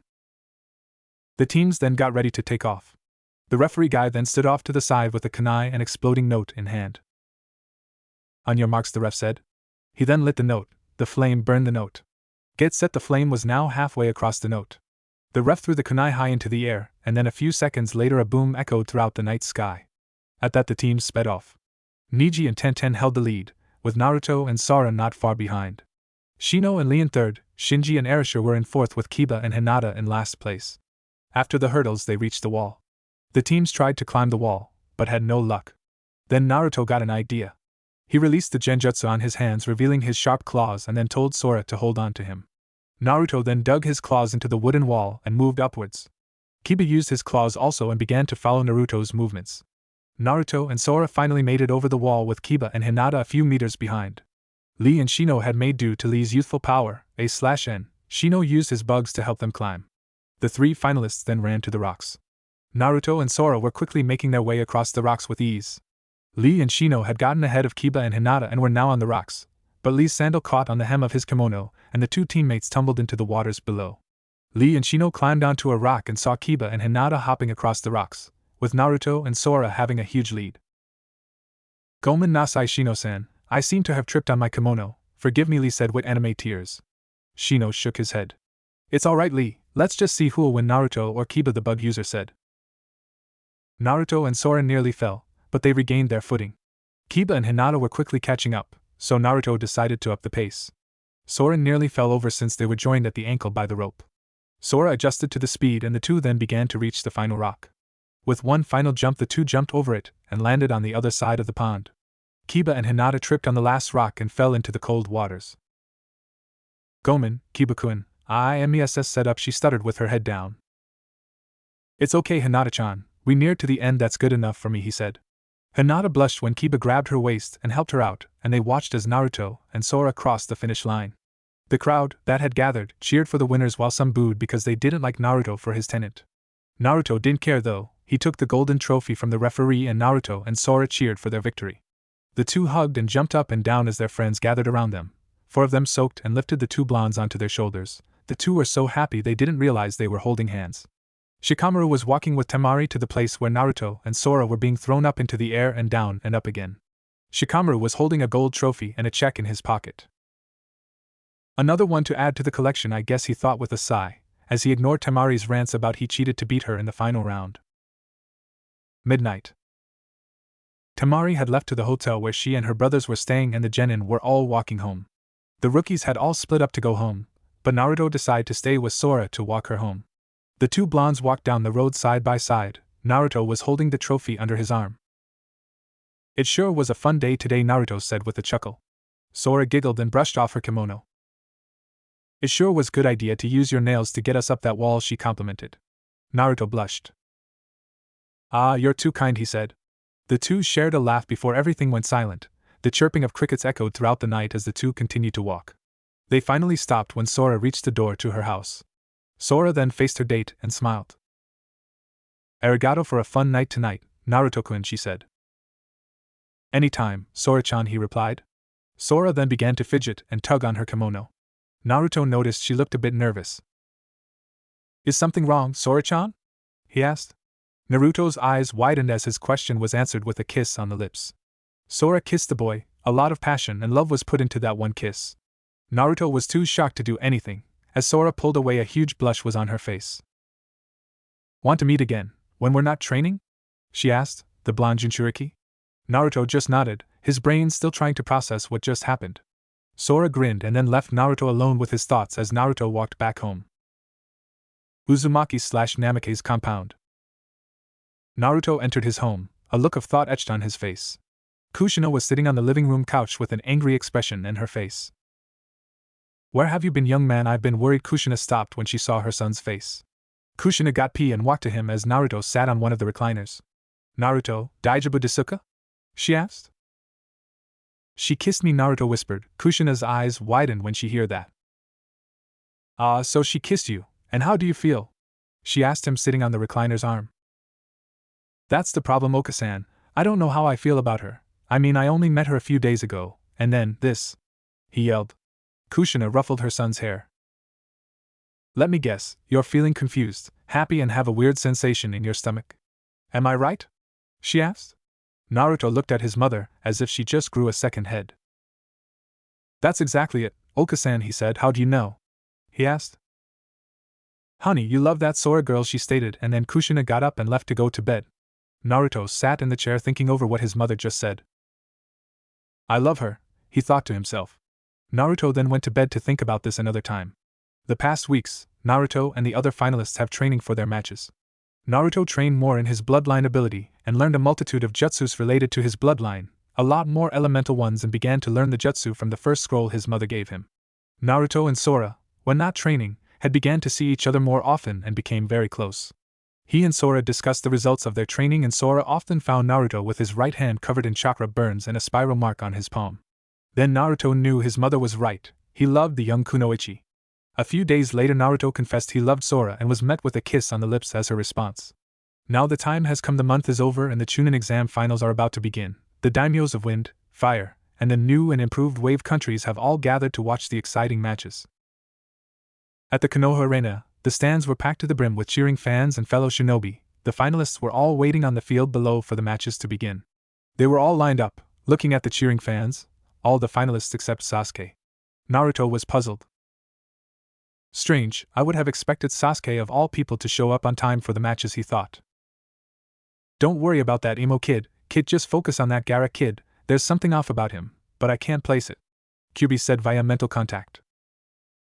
Alright, Q-sensei, he replied. Kyubi growled. The Lord of Foxes hated that stupid nickname the little gaki came up for him. Naruto looked over at Sora, his now girlfriend, who smiled at him. Naruto smiled back before getting serious and staring at Gaara. The stands quieted as the Hokage and the newly arrived Kazekage stood up. Sarutobi stood up and looked over the people in the stands. Welcome, citizens of Konohagakure no Sato and distinguished guests, he said, gesturing to the daimyos. I welcome you all to the 5th annual Konoha Chunin exams and hope you all will enjoy the exciting matches our finalists will present to us today, Sarutobi exclaimed. The crowd's cheers echoed throughout the stadium, and then Hate, who had survived the attack from Baki with critical injuries, but survived, looked at the finalists along with his assistant, Shinranugenma. Alright you guys, this is the final exam. The judges in the stands will see if you're ready to become Chunin. Now then, the rules are the same. The match is over if one of you is knocked unconscious, killed, if you surrender, or if one of us referees declares the match over, Genma explained. The genin nodded in understanding. Good, cough. Now then, the first match. Fuma Erashur vs Aburaim Shino, These two competitors will remain here on the field while the rest of you can go up to the balcony and watch from there. Hate said and then coughed some more. Honestly, Hate, do something about that cough, Gunma said with an anime sweat drop on the back of his head. Hate ignored his fellow Jonin, and then the other fighters walked up to the balcony. Erasure and Shino stood across from each other and shook hands. May the best man win, Erasure said with a grin. Which is obviously me, he added. Shino stopped shaking and put his hand back in his pocket.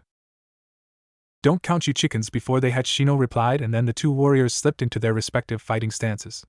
A/N. I think that's the saying. Gunma then stepped between the two as Hate waked away from the three of them. Gunma then raised his arm up into the air. You two ready? He asked. The two nodded in confirmation. Gunma then brought his arm down in a chop motion and jumped away with a yell of, Hey Jime! The two then rushed each other, and the Chunin exams began. Shino and Erasure jumped at each other. Shino aimed a left jab at his opponent. Erasure caught the fist and retaliated with a kick to Shino's face. Shino twisted his body, freeing his hand and dodging the blow at the same time, and then sent a wave of Kikai bugs at Erasure. Erasure formed some hand signs and slammed his palm on the ground. Doton, Galonia Yugosha / Earth style, Golem Defender, he said, and then a huge golem of earth rose from the ground and blocked the Kikai wave. After the golem left in a pile of rubble, the two fighters jumped away from each other to gain some distance. The crowd's cheers echoed throughout the stadium as the fight progressed. Shino sent another wave of bugs at the genin across from him. Erasure looked at the wave of bugs and formed hand signs. Katon, Gakaku no Jutsu / Fire style, Grand Fireball Jutsu, and the fireball blew out of Arashi's mouth and burning the chakra eating bugs. Erasure grinned, but then his grin dropped as he saw the swarm of bugs come through the flames. My bugs have the ability to adapt to almost any kind of situation. Becoming fireproof is one of those adaptations, Shino said as he adjusted his shades. Erasure gritted his teeth as he jumped, twisted and flipped to avoid the continuous onslaught of bugs. He then jumped away and pulled out a scroll from his pocket.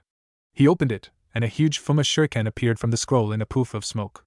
Erasure threw the shuriken at the Aburame, but the swarm defended their master, but Shino's eyebrows rose in surprise as he saw a burning exploding note on the shuriken. Shino was about to throw it away, but it was too late as a huge explosion occurred from the arena. Wow, that was unexpected, Naruto said. Sora looked at her boyfriend and frowned. That's all you could say after a huge explosion nearly kills one of your friends, Naruto-kun, she said. Naruto chuckled.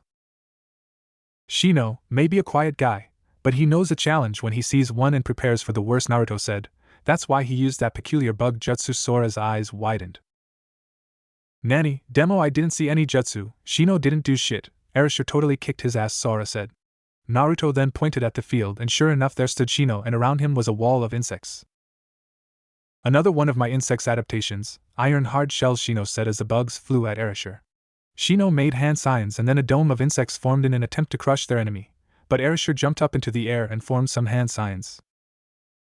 Futon, Doki no Kazujin / Wind style, Wrath of the Wind God, he yelled, and then a huge tornado appeared and swept up Shino's Kikai bugs into the swirling wind vortex.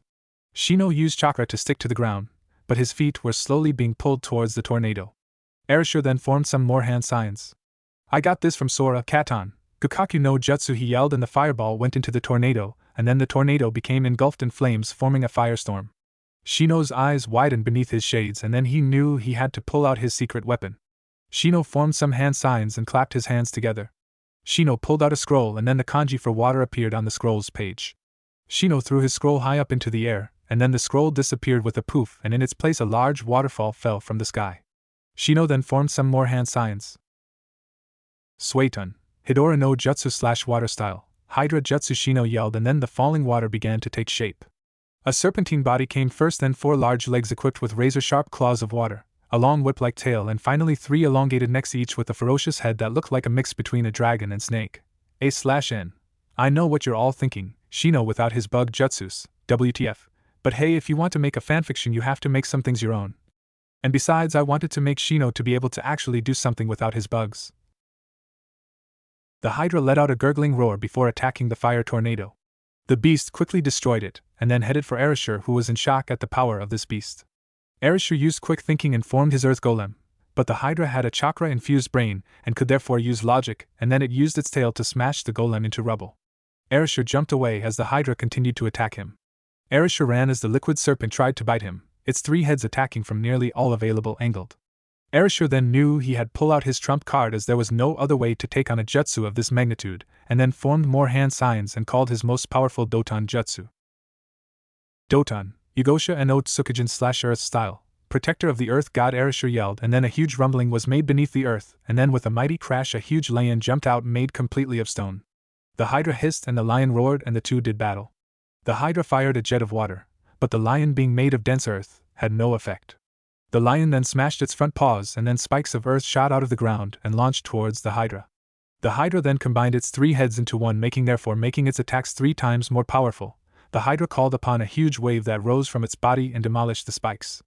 The water was then reabsorbed into the water hydra's body. The hydra jumped and prepared to crash down onto the lion. The lion growled as it rolled to avoid the hydra's attack, which created a 5-meter crater in the ground. The hydra hissed as its head became 3 again. Shino then made more hand signs. Raiton, Yakumanara / lightning style, lightning arrow, he said. Electricity coursed through Shino's arms, and then a bow and arrow made of lightning was made, and the arrow shot towards the hydra. The electricity was conducted through the water dragon / snake. The water then became stronger, and you all know what happens to Earth when face off with lightning. It's very bad luck for our Earth Guardian. The lion roared as it was hit the shoulder with a quick strike from the hydra. 3 more strikes accompanied the first one, making the lion fall. Erasure watched as his most powerful jutsu was about to fall, and then a light bulb went off in his head.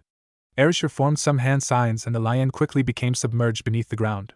The hydra hissed as it looked for its enemy, its 3 heads darting about. The lion then popped out of the ground, fully healed. Erasure finished his hand signs and then shot his arms forward. Futon, Kusari no Kaze / wind style, wind armor, he yelled. Now normally this jutsu would apply to the user, but in Arashi's case the wind armor can be used on who or whatever the user wishes to apply the wind armor to, which is the lion of earth. Swirling winds then formed around the lion, and its limbs, head and tail were covered with it. Shino and Erasure looked at each other and nodded. This would be the final blow. The 2 genin jumped onto their respective beasts. Charging their remaining chakra into the elemental beasts, the hydra and lion let out a roar and then charged each other. The hydra let out a hiss as it formed its 3 heads into the single more powerful head. The lion roared as it thundered across the field. With a final roar and hiss, the hydra and lion